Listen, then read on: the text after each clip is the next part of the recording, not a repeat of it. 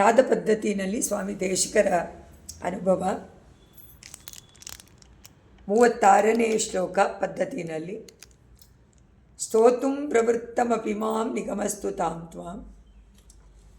ಈ ಶ್ಲೋಕದಲ್ಲಿ ಹೇಳ್ತಾರೆ, ನಿನ್ನನ್ನು ವೇದಗಳೆಲ್ಲ ಸ್ತುತಿ ಮಾಡುತ್ತೆ, ಅದು ಮಾಡ್ತಾನೇ ಇರುತ್ತೆ, ಅದು ಹೊಗಳುತ್ತೆ. ನಿನ್ನ ಗುಣವನ್ನು ಹೇಳ್ತಾ ಹೇಳ್ತಾ ಹೇಳ್ತಾ ಅದಕ್ಕೆ ಮುಗ್ಯಕ್ಕೆ ಆಗೋದಿಲ್ಲ. ಅನಂತವಾದ ಕಲ್ಯಾಣ ಗುಣಗಳು ನಿನಗೆ, ಭಗವಂತನಿಗಿಂತ ಜಾಸ್ತಿ ಮುಗಿಯೋದೇ ಇಲ್ಲ. ಹೀಗಿರಬೇಕಾದ್ರೆ ನಾನು ಸ್ತುತಿ ಮಾಡೋಕ್ಕೆ ಹೊರಟಿದ್ದೀನಲ್ಲ, ಇದು ಸಾಧ್ಯನಾ? ವೇದಕ್ಕೆ ಮಾಡೋಕ್ಕಾಗ್ತಾ ಇಲ್ಲ, ಇನ್ನು ಇದು ಹೇಗೆ ಸಾಧ್ಯ? ನನಗೆ ಈ ಕಾರ್ಯ ಸಾಮಾನ್ಯ ಅಂತ ಅನ್ನಿಸ್ಬಿಟ್ಟಿದೆ, ಅದಕ್ಕೆ ಹೊರಟಿದ್ದೀನಿ ಅನಿಸುತ್ತೆ. ವೇದಕ್ಕೆ ಮಾಡೋಕ್ಕಾಗಿಲ್ಲ ಅಂದಮೇಲೆ ನಾನು ಮಾಡೋಕ್ಕಾಗತ್ತಾ? ಆದರೂ ನಾವು ಹೊರಟಿದ್ದೀನಲ್ಲ, ಏನು ಧೈರ್ಯ! ನಾವೆಲ್ಲ ಮಾಡ್ತೀವಲ್ಲ, ಏನು ಗೊತ್ತಿಲ್ಲದೆ ಇದ್ದರೂ ಧೈರ್ಯ ಮಾಡ್ತೀವಲ್ಲ ಅದಕ್ಕೆ. ಆದರೆ ಪರಮಾತ್ಮನ ವಿಷಯ ಆದ್ದರಿಂದ ಎಲ್ಲರೂ ಧೈರ್ಯ ಮಾಡ್ಬೋದು. ಪರಮಾತ್ಮನನ್ನು ಕೊಂಡಾಡಬೇಕಾದ್ರೆ ಮಗುವಿನಿಂದ ಹಿಡಿದು ದೊಡ್ಡವ್ರವರೆಗೂ ಯಾರು ಬೇಕಾದರೂ ಪರಮಾತ್ಮನಿಗೆ ಅವರಿಗೆ ತಿಳಿದಂತೆ ಅದನ್ನು ವ್ಯಕ್ತಪಡಿಸೋದಕ್ಕೆ ಅವರಿಗೆ ಸ್ವಾತಂತ್ರ್ಯ ಉಂಟು. ಯಾಕಂದರೆ ಅನುಭವಗಳು ಬೇರೆ ಬೇರೆ ತರಹ. ಅದರಿಂದ ಅವ್ರು ಹೇಳ್ತಾರೆ, ನಿನ್ನ ಈ ಕಾರ್ಯದ ಮಹಿಮೆ ತಿಳ್ಕೊಂಡಿಲ್ಲ ನಾನು. ಯಾತಕ್ಕೆ ಅಂದರೆ ಎಲ್ಲ ವಿಷಯದಲ್ಲಿ ಇಂದ್ರಿಯಗಳೆಲ್ಲ ಓಡಾಡುತ್ತೆ, ಇಂದ್ರಿಯಗಳೆಲ್ಲ ಅಲ್ಲಿ ನೋಡುತ್ತೆ ಇಲ್ಲಿ ನೋಡುತ್ತೆ. ನಿನ್ನನ್ನು ಸ್ತೋತ್ರ ಮಾಡ್ತಾಯಿದ್ರು. ಅಂತಹ ನನ್ನನ್ನು ನಿನ್ನ ಸ್ವಭಾವದಿಂದ, ನೀನು ತುಂಬ ಉದಾರ ಮನಸ್ಸುಳ್ಳವಳು, ಎಲ್ಲವನ್ನೂ ನೀನು ಆಕ್ಸೆಪ್ಟ್ ಮಾಡ್ಕೊಳ್ಳುವಂಥವಳು. ಅದರಿಂದ ನಿನ್ನ ಸ್ವಭಾವದ ಮಹಿಯಿಂದ, ಅಂದರೆ ನಿನ್ನ ಸ್ವಭಾವ ಯಾವುದು? ಪರಮ ದಯೆ, ಪರಮ ಕೃಪೆ. ಆ ಕೃಪೆ ನಿರ್ಹೇತುಕ ಕೃಪೆ, ಆಚಾರ್ಯರಂತೆ ಅಲ್ವಾ? ಪಾದುಕ ಅಂದರೆ ಆಚಾರ್ಯ. ಅದರಿಂದ ಅಂತಹ ನಿನ್ನಲ್ಲಿ ಹುದುಕಿಟ್ಟಿರುವಂತಹ ರತ್ನಗಳ ಘರ್ಷಣೆ ಇದೆಯಲ್ಲ, ನಾದ, ಆ ಶಬ್ದಗಳ ಮೂಲಕ ನಾನು ತಮಾಷೆ ನೋಡ್ತೆ. ತಮಾಷೆ ಒಂದು ಜಣ್ ಜಣ್ ಜಣ್ ಅಂತ ಬಂದರೆ, ಈಗ ಮಗುಗೆ ಒಂದು ಶೂಸನ್ನು ಹಾಕ್ತಾರೆ, ಅದು ಶಬ್ದ ಬರುತ್ತೆ ನಡೆದ್ರೆ, ಅದನ್ನು ಎಲ್ಲರೂ ನೋಡಿಬಿಟ್ಟು ನೋಡು ಅದರಲ್ಲಿ ಏನಿದೆ, ಆದರೂ ಆನಂದ ಪಡ್ತಾರೋ ಇಲ್ವೋ, ಆ ಥರ ನಾನು ಸ್ತೋತ್ರ ಮಾಡಬೇಕು ಅಂತ ಪದೇ ಪದೇ ನನಗೆ ನೀ ಹೇಳ್ತಾ ಇದೀಯ ಅಂತ ನಾನು ಮಾಡ್ತಾಯಿದ್ದೀನಿ. ಇದು ನಿನ್ನ ದಯೆ. ಆ ಮಗುಗೆ ನಡಿ ನಡಿ ನಡಿ ಅಂತಾರೋ ಇಲ್ವೋ, ಆ ಥರ ನನ್ನನ್ನು ನಡಿ ನಡಿ ಅಂತ ನಿನ್ನ ಶಬ್ದ ಹೇಳಿ ಹೇಳಿ ಹೇಳಿ ಅದು ನನಗೆ ಏನು ಹೇಳ್ತಾ ಇದೆ? ನೀ ಸ್ತೋತ್ರ ಮಾಡು ಅಂತ ಹೇಳ್ತಾ ಇದೆ ವಿನಃ ನನಗೇನು ಇಲ್ಲ. ನಾನು ಸಾಹಸ ಕಾರ್ಯವನ್ನು ಮಾಡಿಕೊಟ್ಟಿದ್ದೀನಿ, ಈ ಕಾರ್ಯದ ಮಹಿಮೇನೂ ಗೊತ್ತಿಲ್ಲ. ಆದರೆ ಚೆನ್ನಾಗಿ ಗೊತ್ತು, ವೇದಗಳೇ ನಿನ್ನನ್ನು ವರ್ಣನೆ ಮಾಡಿ ಮುಗ್ಸೋಕ್ಕಾಗಿಲ್ಲ. ಅಂದಮೇಲೆ ನನ್ನ ಗತಿ ಏನು? ನಾನೇನು ಮಾಡೋಕ್ಕಾಗತ್ತೆ? ಅಂದರೆ ಇದು ಎಷ್ಟು ನೈಚ್ಛಾನುಸಂಧಾನ ಅಂದರೆ ಆ ಥರ ಹೇಳೋಕ್ಕಾಗಲ್ಲ. ಆದರೆ ನಮಗೆಲ್ಲರಿಗೂ ಗೊತ್ತಿದೆ ಅಲ್ವಾ, ಯಾರಿಗೂ ಸಂಪೂರ್ಣವಾದ ಜ್ಞಾನ ಇಲ್ಲ. ಪರಮಾತ್ಮನ ಬಿಟ್ಟರೆ ಅವನೇ ಪೂರ್ಣವಿಧ ಪೂರ್ಣಂ. ಆ ಪೂರ್ಣನಾದ ಪರಮಾತ್ಮನನ್ನು ಅಪೂರ್ಣನಾದ ಏನೂ ಇಲ್ಲದ, ಒಂದು ಅಂಶವೂ ಇಲ್ಲದಂಥ, ಜ್ಞಾನ ಇಲ್ಲದಂಥ ನಾವು ಹೇಗೆ ಸ್ತುತಿ ಮಾಡೋದು ಇಲ್ವಾ? ಅಷ್ಟು ಗೊತ್ತಿರಬೇಕು. ಆ ಲೆವೆಲ್ನಲ್ಲಿದ್ದರೆ ಮಾತ್ರ ಅವ್ರನ್ನ ಪೂರ್ತಿಯಾಗಿ ಮಾಡ್ಬೋದು. ಏನು ಅದಕ್ಕೆ ಹೇಳ್ತಾರೆ, ಸ್ವಯಮೇವ ಅಂದುಬಿಡ್ತಾರೆ. ನೀನೇ ಮಾಡ್ಕೋಬೇಕೇ ವಿನಃ ನಿನ್ನ ಗುಣಗಾನವನ್ನು ನಾವು ಮಾಡೋಕ್ಕಾಗೋದಿಲ್ಲ. ನಾವು ಮಾಡಿದ್ರೆ ಅದು ಅಲ್ಪವೇ, ಅದು ಯಾವಾಗಲೂ ಅಲ್ಪನೇ. ಅಂತಹ ಅನಂತ ಕಲ್ಯಾಣ ಗುಣಗಳಿಂದ ಕೂಡಿರುವಂತಹ ನಿನ್ನ ಹಿರಿಮೆಯನ್ನು ನಾನು ತಿಳ್ಕೊಳ್ಳದೆ ಹೊರಟಿದ್ದೀನಲ್ಲ ಈ ಕಾರ್ಯಕ್ಕೆ ಅಂತ ಇಲ್ಲಿ ಸ್ತೋತುಂ ಪ್ರವೃತ್ತಮಪಿ, ಪ್ರವೃತ್ತಿ ಮಾಡಿದ್ದೀನಿ. ನಾನು ನಿವೃತ್ತನಾಗಬೇಕು, ನನಗೇನು ಆಗಲ್ಲ, ಶಕ್ಯತೆ ಇಲ್ಲ, ನಾನು ಮಾಡೋದಿಲ್ಲ ಅಂತ ಹೋಗಬೇಕು. ಅದನ್ನು ಬಿಡೋಲ್ವಲ್ಲ, ನಿನ್ನ ನಾದ ನನ್ನನ್ನು ಮಾಡು ಮಾಡು ಮಾಡು ಮಾಡು ಅಂತ ಹೇಳುತ್ತಲ್ಲ ಅಂತ ಹಾಕಿದ್ದಾರೆ. ನಿನ್ನ ನಾದ, ಆ ಮಂಜಸ್ವನ ಅದು ಬರೋದು ನನ್ನನ್ನು ಹೇಳು ಹೇಳು ಅನಿಸುತ್ತೆ. ಅದರಿಂದ ನಾನು ನಿನ್ನನ್ನು ಸ್ತೋತ್ರ ಮಾಡೋಕ್ಕೆ ಹೊರಟಿದ್ದೀನಿ, ಹೊಗಳಕ್ಕೆ ಹೊರಟಿದ್ದೀನಿ. ಹೊಗಳಲು ಮಾಡ್ತಾ ಇದ್ರೂ ಅಜಸ್ರಂ, ಯಾವಾಗಲೂ ವಿಷಯೇಶು ವ್ಯಾಸಜ್ಯಮಾನ ಕರಣಂ. ಕರಣಂ ಅಂದರೆ ನನ್ನ ಇಂದ್ರಿಯ ಯಾವಾಗಲೂ ಬೇರೆ ವಿಷಯದಲ್ಲೇ ತೊಡಗಿಬಿಡುತ್ತೆ. ಮತ್ತು ನಿನ್ನಲ್ಲೇ ತೊಡಗಿದರೆ ತಾನೇ ಹೇಳೋಕ್ಕಾಗತ್ತೆ. ನನ್ನ ಮನಸ್ಸು, ನನ್ನ ಕರ್ಣಗಳು, ಮನಸ್ಸಿನ ಜೊತೆಗೆ 5 ಜ್ಞಾನೇಂದ್ರಿಯ ಎಲ್ಲೆಲ್ಲೋ ಹೋಗುತ್ತೆ, ಕರ್ಮೇಂದ್ರಿಯ ಏನೇನೋ ಮಾಡುತ್ತೆ, ಅದರೊಳಗೆ ಇದು ಹೊಟ್ಟೋಗ್ಬಿಡುತ್ತೆ ಮನಸ್ಸು. ಆಗ ನಿನ್ನನ್ನೆಲ್ಲಿ ಚಿಂತನೆ ಮಾಡಿ ಬರೆಯೋಕ್ಕಾಗತ್ತೆ? ಅದಕ್ಕೆ ಹೇಳ್ತಾರೆ ವ್ಯಾಸಜ್ಯಮಾನಕರಣಂ. ಇಂದ್ರಿಯಗಳು ಯಾವ್ಯಾವುದೋ ವಿಷಯದಲ್ಲಿ ಮಗ್ನನಾದಾಗ ಅದು ಅಂತಹ ಮಾಂ ನನ್ನನ್ನು ಅಂತರ್ಮಣಿ ಧ್ವನಿಬಿಹಿ. ಅದಕ್ಕೆ ನೀನೇನು ಮಾಡ್ತೀಯ? ನನ್ನನ್ನು ಎಚ್ಚರ ಮಾಡ್ತೀಯ. ನಿನ್ನ ಧ್ವನಿಯಿಂದ, ನಿನ್ನ ರತ್ನಗಳ ಘರ್ಷಣೆಯ ಧ್ವನಿಯಿಂದ ಅದನ್ನು ಕೊಟ್ಟು ಕೊಟ್ಟು ಜಣ್ ಜಣ್ ಅಂತ ಎಬ್ಬಿಸ್ತೀಯ ನನ್ನನ್ನು. ದೇಶಕರೇ ನನ್ನ ಸ್ತೋತ್ರ ಮಾಡಿ ಅಂತ ಹೇಳ್ತೀಯ. ಅದಕ್ಕೆ ನಾನು ಸಂಬೋಧಯಿಸಿ, ಅದಕ್ಕೆ ನನ್ನನ್ನು ನೀನು ಸಂಬೋಧನೆ ಮಾಡಿ ಎಚ್ಚರಗೊಳಿಸಿ ನನ್ನನ್ನು ಸ್ತೋತ್ರ ಮಾಡಿ ನನ್ನ ವಿಷಯವನ್ನು ಹೇಳಿ ಅಂತ ನೀನು ಹೇಳೋದ್ರಿಂದ ನಾನು ಹೊರಟಿದ್ದೀನಿ ಅಂತ ಕಾಣಿಸುತ್ತೆ ಅಂತ ಆ ಒಂದು ಅರ್ಥವನ್ನು ಕೊಡ್ತಾನೆ. ದೇವಸ್ಯ ದಾನವರಿಪು ಅಂದರೆ ಅರ್ಥ ಏನು? ನಾವು ನಮ್ಮಾಳ್ವಾರವರ ಸೂಕ್ತಿಗಳನ್ನು ಮತ್ತೆ ಮತ್ತೆ ಅನುಸಂಧಾನ ಮಾಡ್ತಾಯಿದ್ರೆ ಏನಾಗತ್ತೆ ಗೊತ್ತಾ? ಮತ್ತೆ ಮಾಡಬೇಕು ಅಂತ ಅನಿಸತ್ತೆ. ಯಾತಕ್ಕೆ? ಅದು ಎಪ್ಸತ್ತೆ ನಮ್ಮನ್ನು.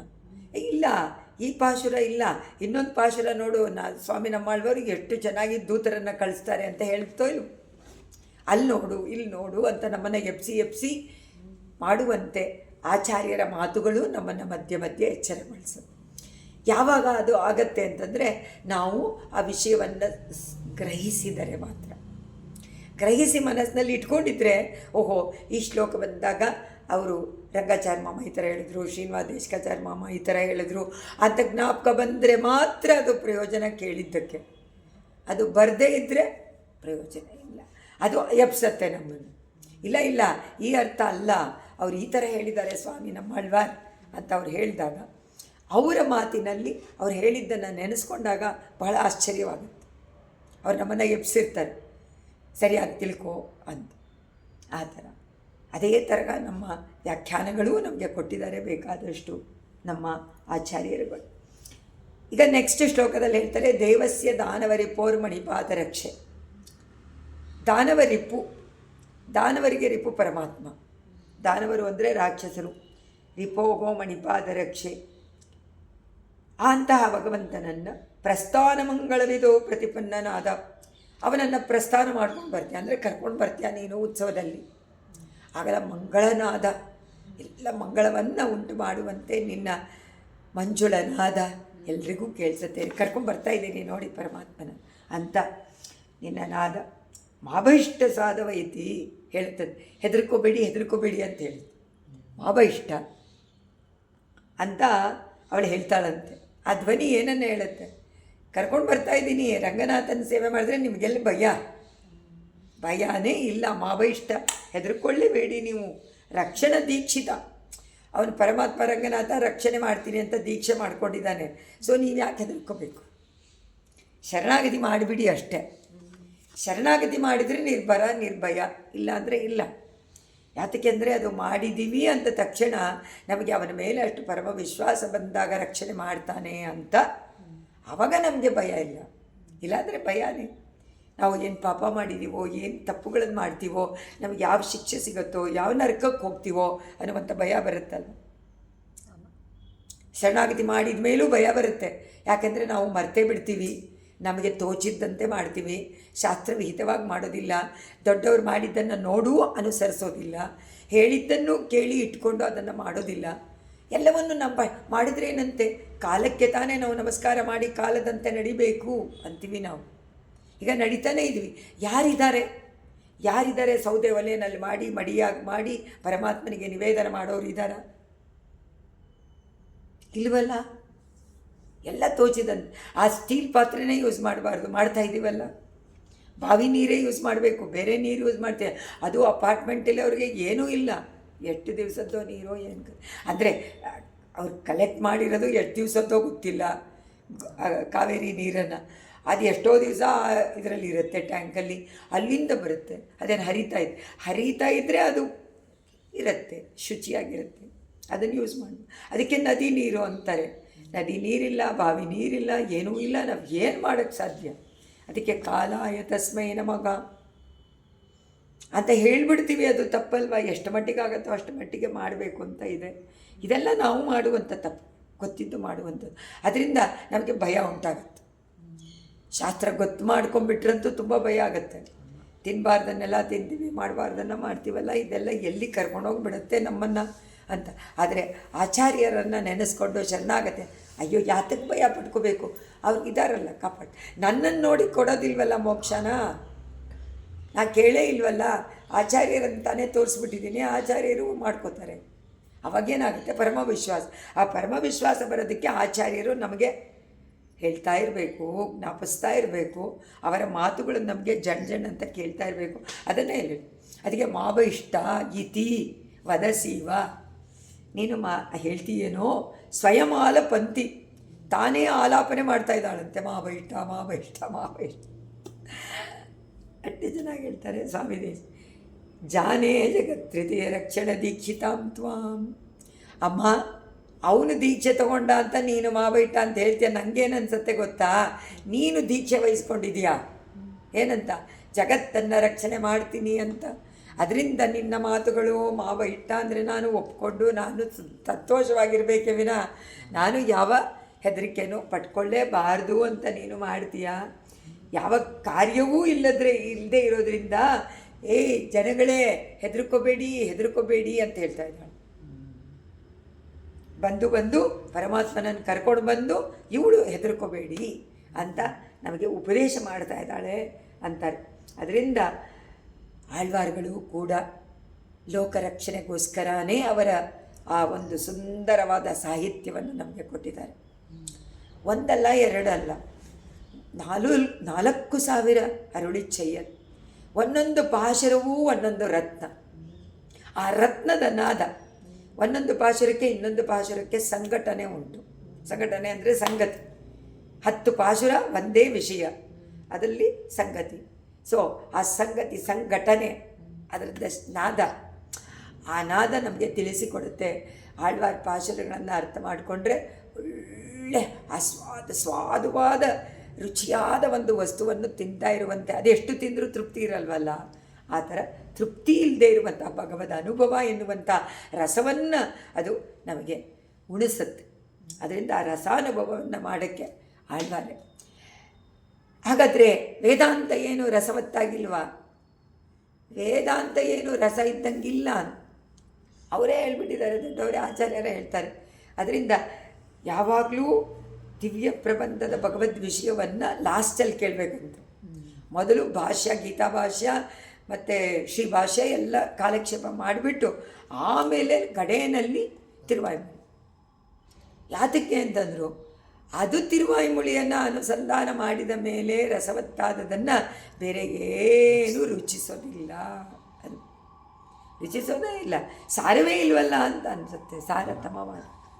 ಆಳ್ವಾರವರ ಅನುಭವ ಅಷ್ಟು. ಯಾಕೆಂದರೆ 4 ಮೆಟ್ಲಲ್ಲೂ ನಿಂತು ಹಾಡ್ತಾರೆ. ಪರಜ್ಞಾನ ಪರಭಕ್ತಿ, ಪರಜ್ಞಾನ ಪರಮಭಕ್ತಿ, ಪರಭಕ್ತಿ ಪರಮಭಕ್ತಿ, ಕಡೆಯ ಒಂದು ನೆಲೆ. ಆ ನೆಲೆವರೆಗೂ ಕರ್ಕೊಂಡು ಹೋಗಿ ನಿಲ್ಲಿಸ್ಬಿಡ್ತಾರೆ. ಇದು ಭಕ್ತಿನೇ ಇಲ್ಲ ಇದರಲ್ಲಿ, ಬರೀ ಪರಮ ಪುರುಷನ ವರ್ಣನೆ. ವೇದಾಂತ ಪರಮಾತ್ಮ ಸ್ವರೂಪವನ್ನೇ ಹೇಳ್ತಾ ಇರುತ್ತೆ. ಅವನು ನಿಂತವನು, ಅವನು ಅಂತಾನೆ. ನೀವು ಎಲ್ಲಿ ತಗೊಂಡ್ರು, ಯಾವ ವಾಕ್ಯ ತಗೊಂಡ್ರೂ ಇಟ್ ಈಸ್ ರಿಲೇಟೆಡ್ ಟು ಪರಮಾತ್ಮ, ಜೀವಾತ್ಮನ ಸ್ವರೂಪವನ್ನು ಅಷ್ಟೊಂದು ಹೇಳದೇ ಇದ್ದರೂ ನಿರ್ದೇಶನಗಳನ್ನು ಕೊಟ್ಟು ಹೇಳ್ತಾರೆ. ಆದರೂ ಅದು ತುಂಬ ಮನಸ್ಸಿಗೆ ಮುಟ್ಟುತ್ತೋ ಇಲ್ವೋ, ರಸಾನುಭವ ಇರುತ್ತೋ ಇಲ್ವೋ, ಆದರೆ ಭಗವತ್ ವಿಷಯ ಮಾತ್ರ ತುಂಬ ಆನಂದ.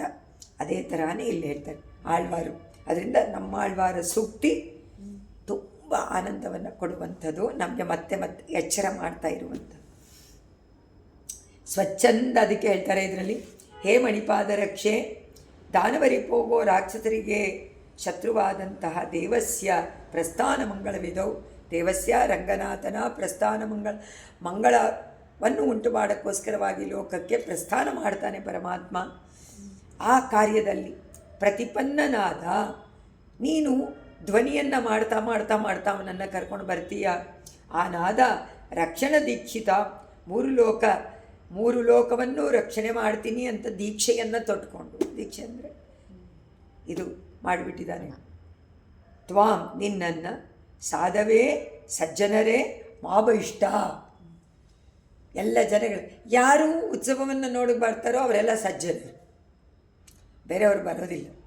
ದುರ್ಜನರು ನೋಡಿದ್ರೂ ತಲೆ ತಿರುಗಿಸ್ಕೊಂಡು ಹೋಗ್ಬಿಡ್ತಾರೆ, ಬೆನ್ನು ಮಾಡ್ಕೊಂಡು ಹೊರಟೋಗ್ತಾರೆ. ದುರ್ಜನರು ಹತ್ರನೇ ಬರೋದಿಲ್ಲ, ತಾವಾಗೇ ಬರೋದೇ ಇಲ್ಲ. ಆದರೆ ಸಜ್ಜನರು ಓಡಿ ಬರ್ತಾರೆ, ನಮ್ಮನ್ನೇ ನೋಡೋಕ್ಕೆ ಬಂದಿದ್ದಾನೆ ಪರಮಾತ್ಮ ಅಂತ ಓಡೋಡಿ ಬರ್ತಾರೆ. ಅದನ್ನು ಕೇಳ್ತಾರಂತೆ, ಸಜ್ಜನರೇ ಮಾವ ಇಷ್ಟ, ಹೆದರಬೇಡಿ ಇತಿ ಅಂತೆ ಸ್ವಯಂ ಆಲಪಂತಿ. ನೀನೇ ಸ್ವಯಂ ನೀನಾಗೇ ಅದನ್ನು ಆಲಾಪನೆ ಮಾಡ್ತಾ ಭಗವಂತನನ್ನು ಕರ್ಕೊಂಡು ಬರ್ತೀಯಾ ಅಂತ. ಅದರಿಂದ ಈಗ ನಮಗೆ ಅಜ್ಞಾನದಿಂದ ನಾವು ಪರಮಾತ್ಮನ ವಿಷಯದಲ್ಲಿ ಅಷ್ಟು ಮನಸ್ಸು ಕೊಡೋದಿಲ್ಲ. ಯಾವಾಗ ಒಂದು ಸ್ವಲ್ಪ ಜ್ಞಾನ ಕೇಳಿ ಆಚಾರ್ಯರ ಕೃಪೆಯಿಂದ ಉಂಟಾಗುತ್ತೋ ಆಗ ಆ ರುಚಿ ನೋಡಿದ ಮೇಲೆ ಮನಸ್ಸು ಬೇರೆ ಎಲ್ಲೂ ಹೋಗಲು ಆಸೆ ಪಡೋದಿಲ್ಲ. ಅದೇ ತಾನೇ ಮುಖ್ಯ. ಅದನ್ನು ಪಾದುಕಾದೇವಿ ತೋರಿಸಿಕೊಡ್ತಾಳೆ ತನ್ನ ನಾದದೇವಿ. ಸ್ವಚ್ಛಂದ ವಿಭ್ರಮಗತವು ಮಣಿಪಾದುಕೆ ತ್ವಂ ಪಾದಾರವಿಂದವಧಿಗಮ್ಯ ಪರಸ್ಯ ಪುಂಸಗ ಜಾತಸ್ವನ ಪ್ರತಿಪದಂ ಜಪಸೀವ ಸೂಕ್ತ. ಇಲ್ಲಿ ಹೇಳ್ತಾ ಇದ್ದಾರೆ ಸೂಕ್ತಗಳು, ಪುರುಷ ಸೂಕ್ತ, ಶ್ರೀ ಸೂಕ್ತ, ಇದೆಲ್ಲ ಸೂಕ್ತಗಳು ಅಂದ್ರೇನು? ಪರಮಾತ್ಮನನ್ನು ಸ್ತೋತ್ರ ಮಾಡುವಂತಹ ವೇದ ಮಂತ್ರಗಳು. ಅದಕ್ಕೆ ಇವರು ಹೇಳ್ತಾರೆ ಸ್ವಾಮಿ ದೇಶಿಕರು, ಅಮ್ಮ ಪಾದುಕಾದೇವಿ ದೇವರನ್ನು ನೀನು ವಿಜಯ ಮಾಡಿಸ್ಕೊಂಡು ಸಂಚಾರದಲ್ಲಿ ಬರ್ತಾ ಇದ್ದಾಗ ಅವನ ಪಾದಾರವಿಂದವನ್ನು ನೀನು ನಿನ್ನ ಮೇಲೆ ನಿನ್ನನ್ನು ಧರಿಸ್ಕೊಂಡು ಅವನು ಬರ್ತಾನೆ. ಅಂದರೆ ನೀನು ಅವನನ್ನು ಮೇಲೆ ಕರ್ಕೊಂಡು ಬರ್ತೀಯ, ಇಟ್ಕೊಂಡು ಕರ್ಕೊಂಡು ಬರ್ತೀಯ ಅಂತ ಅರ್ಥ.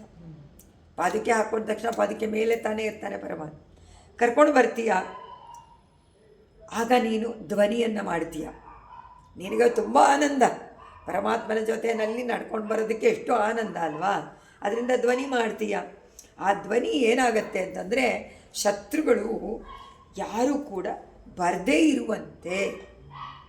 ಈಗ ಶತ್ರುಗಳೆಲ್ಲ ತಾನೇ ಹೇಳಿಲ್ವಾ, ಸಜ್ಜನರು ಮಾತ್ರ ಬರ್ತಾರೆ, ದುರ್ಜನರೇ ಪರಮಾತ್ಮನಿಗೆ ಶತ್ರು.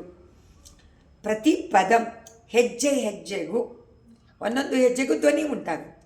ಏನಕ್ಕೆ ಉಂಟಾಗುತ್ತೆ? ಶತ್ರುಗಳೇ ನೀವು ಬರಬೇಡಿ ಅಂತ. ಶತ್ರುಗಳನ್ನು ಹತ್ತಿರಾನೇ ಬರದೇ ಇರುವಂತೆ ನೀನು ಸೂಕ್ತವನ್ನು ಜಪ ಮಾಡ್ತಾ ಇದೀಯಾ. ಸೂಕ್ತವನ್ನು ಜಪ ಮಾಡಿ ಇದನ್ನೆಲ್ಲ ಕೇಳಲೇಬಾರದು ಅಂಥೇಳಿ ಶತ್ರುಗಳೆಲ್ಲ ಹತ್ರನೇ ಬರೋದಿಲ್ಲ ಅಂತ ಹೇಳ್ಬಿಟ್ಟು, ಅದರಿಂದ ನೀನು ಅತ್ಯುತ್ತಮವಾದ ವೇದ ಮಂತ್ರಗಳನ್ನು ಜಪಿಸ್ತಾ ಇದೆಯೇನೋ ಅಂತ ನಾದ ನನಗೆ. ಇದು ಅವರ ಒಂದು ಅನುಭವ. ಸ್ವಾಮಿ ದೇಶಿಕರಿಗೆ ಅನ್ನಿಸಿದೆ, ಅವರೇ ಹೇಳ್ತಾರೆ ಇದರಲ್ಲಿ. ಇದಮಿತ್ತಂ ಅಂತ ಹೇಳ್ತಾ ಇಲ್ಲ. ಇದಮಿತ್ತಂ ಅಂದರೆ ಏನು? ಇದೇನೆ ಫೈನಲ್ ಅಂತಿಲ್ಲ. ಯಾತಕ್ಕೆಂದರೆ ಒಬ್ಬೊಬ್ಬರಿಗೆ ಒಂದೊಂದು ತರಹ ಅನುಭವಗಳು ಉಂಟಾಗತ್ತೆ. ನನ್ನ ಅಭಿಪ್ರಾಯದ ಪ್ರಕಾರ ಇದೆಲ್ಲ ಸ್ವಾಮಿ ರಾಮಾನುಜರ ಹಾಕಿಕೊಟ್ಟಿರುವಂಥ ಮಾರ್ಗ. ನನ್ನ ಅಭಿಪ್ರಾಯ ಇದು, ನಿಮ್ಮ ಅಭಿಪ್ರಾಯನೂ ನಾನು ತಗೊಳ್ತೀನಿ, ನಿಮ್ಮ ಅಭಿಪ್ರಾಯದ ಪ್ರಕಾರನೇ ನಾನು ನೋಡ್ತೀನಿ ಅಂತಾರೆ ರಾಮಾನುಜರು ಎಷ್ಟೋ ಕಡೆನಲ್ಲಿ. ಅವರೇ ನಿನ್ನೆ ಅದೇ ರಂಗಾಚಾರ್ಯ ಮಾಮ ಕಾಲಕ್ಷೇಪದಲ್ಲದೆ ಹೇಳ್ತಾರೆ, ಕಪಿಲಾಚಾರ್ಯರು ಒಂದು ಮತ ಸಾಂಖ್ಯ ಮತ, ಅದನ್ನು ಅದರಲ್ಲಿ ಪ್ರತಿಪಾದನೆ ಮಾಡ್ತಾಯಿದ್ರೆ ಪೂರ್ವ ಪಕ್ಷಕ್ಕೆ ಅಡ್ವೊಕೇಟ್ ಆಗಿಬಿಡ್ತಾರಂತೆ ರಾಮಾನುಜರು. ಫಸ್ಟ್ ಪೂರ್ವ ಪಕ್ಷವನ್ನು ಹೇಳಿಬಿಟ್ಟು ಅದನ್ನು ಅಡ್ವೊಕೇಟ್ ಅಂದರೆ ಲಾಯರ್ ಆಗಿಬಿಟ್ಟು ಅದನ್ನು ಏನೇನಿದೆ ಅದನ್ನೆಲ್ಲ ಹೇಳಿಬಿಟ್ಟು ಆಮೇಲೆ ಇವರ ಪಕ್ಷಕ್ಕೆ ಲಾಯರ್ ಆಗ್ತಾರೆ. ಅಂದರೆ ಅದನ್ನು ತಿಳ್ಕೊಂಡ ಮೇಲೆ ತಾನೇ ಇವರು ನಮ್ಮ ಅಭಿಪ್ರಾಯ ಏನು ಅಂತ ಹೇಳೋಕ್ಕೆ ಸುಲಭವಾಗತ್ತೆ ಅಂತ. ಆ ಥರ ಪಾದುಕಾದೇವಿನೂ ಕೂಡ ಮಾಡ್ತಾಳೆ ಅಂತ ಸ್ವಾಮಿ ದೇಶಿಕರು ಅದೇ ಥರನೇ ಮಾಡ್ತಾರೆ. ನನಗನ್ನಿಸತ್ತೆ ಅಂದ್ರೇನೋ ನನ್ನ ಅಭಿಪ್ರಾಯ ಆ ಮಂಜುಳಾ ನಾದ ಅವಳು ಮಂತ್ರಗಳನ್ನು ಹೇಳಿ ಶತ್ರುಗಳೆಲ್ಲ ಅಲ್ಲಲ್ಲೇ ನಿಂತ್ಕೊಳ್ಳುವಂತೆ ಮಾಡಿಬಿಡ್ತಾಳೆ, ಹತ್ರನೇ ಬರಬಾರ್ದು, ಅಥವಾ ಅವರೆಲ್ಲ ಹೋಗೇ ಬಿಡ್ಬೋದು. ಹೇಳಿದ್ರಲ್ಲ ಅಲ್ಲಿ ಮುಂಚೆ, ಪಾದುಕಾದೇವಿಯನ್ನು ಯಾವಾಗ ಭರತ ಆ ಸಿಂಹಾಸನದಲ್ಲಿ ಕೂರಿಸಿ ಮಾಡಿದ್ನೋ ಶತ್ರುಗಳೆಲ್ಲ ಇಲ್ಲೇ ಇಲ್ವಂತೆ. ಶತ್ರುಗಳೇ ತಾವಾಗೇ ಶತ್ರುತ್ವವನ್ನು ಬಿಟ್ಟುಬಿಟ್ರು ಅಂತ ಅರ್ಥ. ದ್ವೇಷವನ್ನು ಬಿಟ್ಟರು, ಶತ್ರುತ್ವವನ್ನು ಬಿಟ್ಟರು.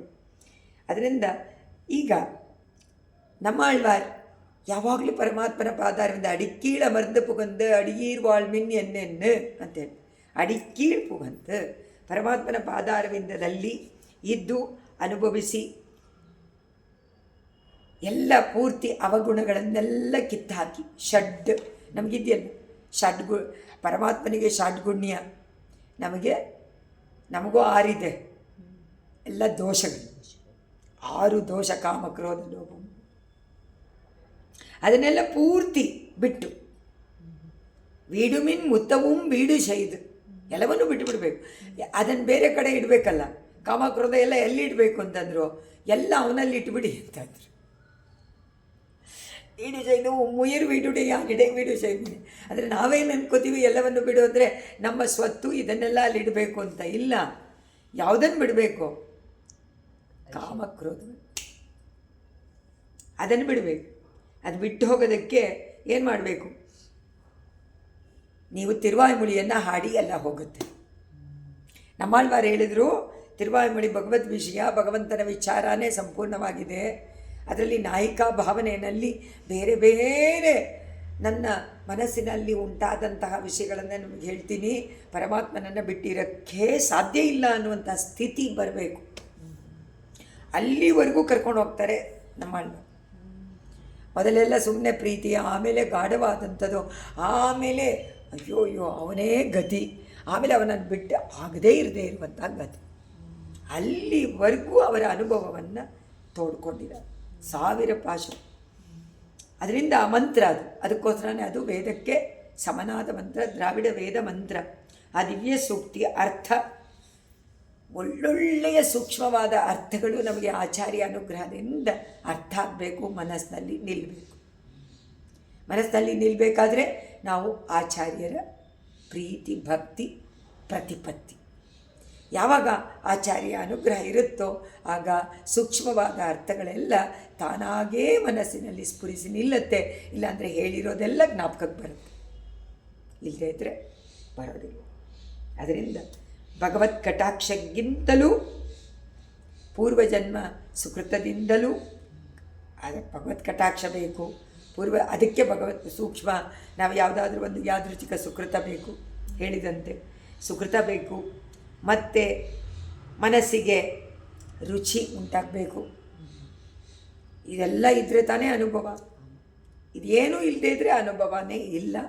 ನಾವು ಸುಮ್ಮನೆ ಮಕ್ಕಿ ಕಾಮಕ್ಕಿ ಪಾಠವನ್ನು ಹೇಳ್ದಂತಿರುತ್ತೆ ಅಷ್ಟೆ. ಬೈ ಹಾರ್ಟ್ ಮಾಡಿಕೊಂಡು ಒಪ್ಪಿಸ್ತೀವಲ್ಲ ಸ್ಕೂಲಲ್ಲಿ. ಸ್ಕೂಲಲ್ಲಿ ಚಿಕ್ಕ ಮಕ್ಕಳಿಗೆ ಏನು ಮಾಡ್ತಾರೆ, ಎಲ್ಲವನ್ನು ಪದ್ಯವನ್ನು ಬೈ ಹಾರ್ಟ್ ಮಾಡಿ ಅಂತಾರೆ. ಅರ್ಥ ಹೇಳಿರ್ತಾರೆ, ಆದರೆ ಅದು ಗೊತ್ತಾಗೋದೇ ಇಲ್ಲ. ಕೆಲವ್ರಿಗೆ ಮಾತ್ರ ಗೊತ್ತಾಗ್ಬೋದು, ಆದರೆ ಸುಮ್ಮನೆ ಬೈ ಹಾರ್ಟ್. ಇದು ಅಷ್ಟೇ ಆಗುತ್ತೆ ತಿರುವಾಯ್ಮೊಳಿ. ಇಲ್ಲಿ ಬೈ ಹಾರ್ಟು ಮಾಡ್ಕೊಂಡಿಲ್ಲ ನಾವು. ಪುಸ್ತಕ ಇಲ್ಲದೇ ಇದ್ದರೆ ಅಕ್ಷರನೇ ಬರೋದಿಲ್ಲ, ಏನು ಪ್ರಯೋಜನ? ಅದರಿಂದ ಮನಸ್ಸಿಗೆ ರುಚಿ ಉಂಟಾದರೆ, ಅದರ ಅನುಭವ ಉಂಟಾದರೆ ಕಾಮ ಕ್ರೋಧಗಳೆಲ್ಲ ತಾನಾಗೇ ಸುಮ್ಮನಾದೆ ಓಡು. ಅಂತ ಅನ್ನೋದು ಬೇಕಾಗಿಲ್ವಂತೆ, ತಾನಾಗೆ ಓಡೋಟೋಗುತ್ತಂತೆ. ಗೊತ್ತಿಲ್ಲ ಎಲ್ಲೋಯ್ತು ಅಂತಲೇ ಗೊತ್ತು. ಕೈಬಿಟ್ಟು ಓಡು. ಅದರಿಂದ ಅರ್ಥ ಸ್ವಾರಸ್ಯವನ್ನು ಮನಸ್ಸಿಗೆ ತಂದುಕೊಳ್ಬೇಕು. ಆ ಸ್ವಾರಸ್ಯವನ್ನು ಸ್ವಾನುಭವ ಮಾಡ್ತಾ ಇರಬೇಕು ಯಾವಾಗಲೂ ನಿರಂತರವಾಗಿ. ಆಗ ಪರಮಾನಂದದ ನೆಲೆಗೆ ಹೋಗ್ಬೋದು. ಹೇಗೆ ಯಶೋದೆ ಕೃಷ್ಣನನ್ನು ಅನುಭವಿಸಿದಾಗ ಕುಲಶೇಖರ ಪೆರುಮಾಳ್ ಹೇಳ್ತಾರೆ, ಅವನ ಚೇಷ್ಟೆಗಳಲ್ಲಿ ತೊಲ್ಲೆ ಇರುದಿ ಅನ್ಬು ಕಂಡಾಳೆ.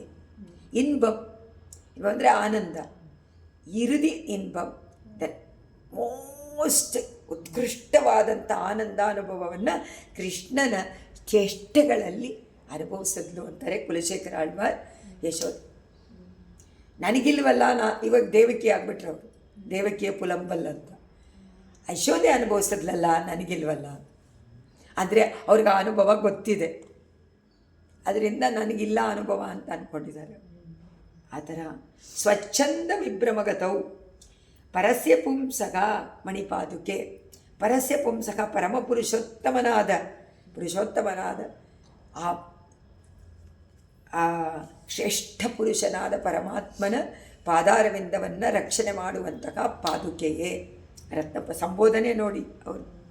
ಪಾದುಕೆಯೇ ಸ್ವಚ್ಛಂದ ವಿಭ್ರಮಗತವು, ಇಷ್ಟ ಬಂದಂತೆ ವಿನೋದವಾಗಿ ವಿಕಾರವಾಗಿ ಲೀಲೆಗೋಸ್ಕರವಾಗಿ ಸಂಚಾರ ಮಾಡುವಂತಹ ಕಾಲದಲ್ಲಿ ಪಾದಾರವಿಂದ ಅವಿಗಮ್ಯ, ಪರಮಾತ್ಮನ ತಾವರೆಯಂತೆ ಇರುವಂತಹ ಪಾದಗಳನ್ನು ನೀನು ಅವಿಗಮ್ಯ ಪಡ್ಕೊಂಡು ಅವನನ್ನು ಕರ್ಕೊಂಡು ಬರ್ತೀಯ ಸ್ವಚ್ಛಂದವಾಗಿ. ಅಂತಹ ಆಗ ಜಾತಸ್ವನ, ಆಗ ಉಂಟಾದ ಶಬ್ದಗಳು, ಸಂಚಾರದಲ್ಲೇ ನಾದ. ಆ ಶಬ್ದಗಳು ವೈರಿ ವರೂಥಿ ನೀನ. ವರೂಥಿ ಅಂದರೆ ಸೈನ್ಯ, ವೈರ ಅಂದರೆ ಶತ್ರು, ಶತ್ರು ಸೈನ್ಯಗಳ ವಿದ್ರಾವಣಂ, ಅವರನ್ನು ದ್ರಾವಣಂ ಓಡಬೇಕವರು, ವಿದ್ರಾವಣಂ ಓಡಿಸ್ಬೇಕು. ಈಗ ಶತ್ರು ಸೈನ್ಯವನ್ನು ಓಡಿಸ್ಬೇಕು ಅಂದರೆ ಏನರ್ಥ? ಅವರು ಇವರು ಎಷ್ಟು ಬಲಶಾಲಿಗಳು, ಇವ್ರ ಮುಂದೆ ನನಗೇನಿದೆ ಅಂತ ಓಡೋಟೋಗ್ಬೇಕಂತೆ, ಹೇಡಿಗಳಂತೆ ಶತ್ರು.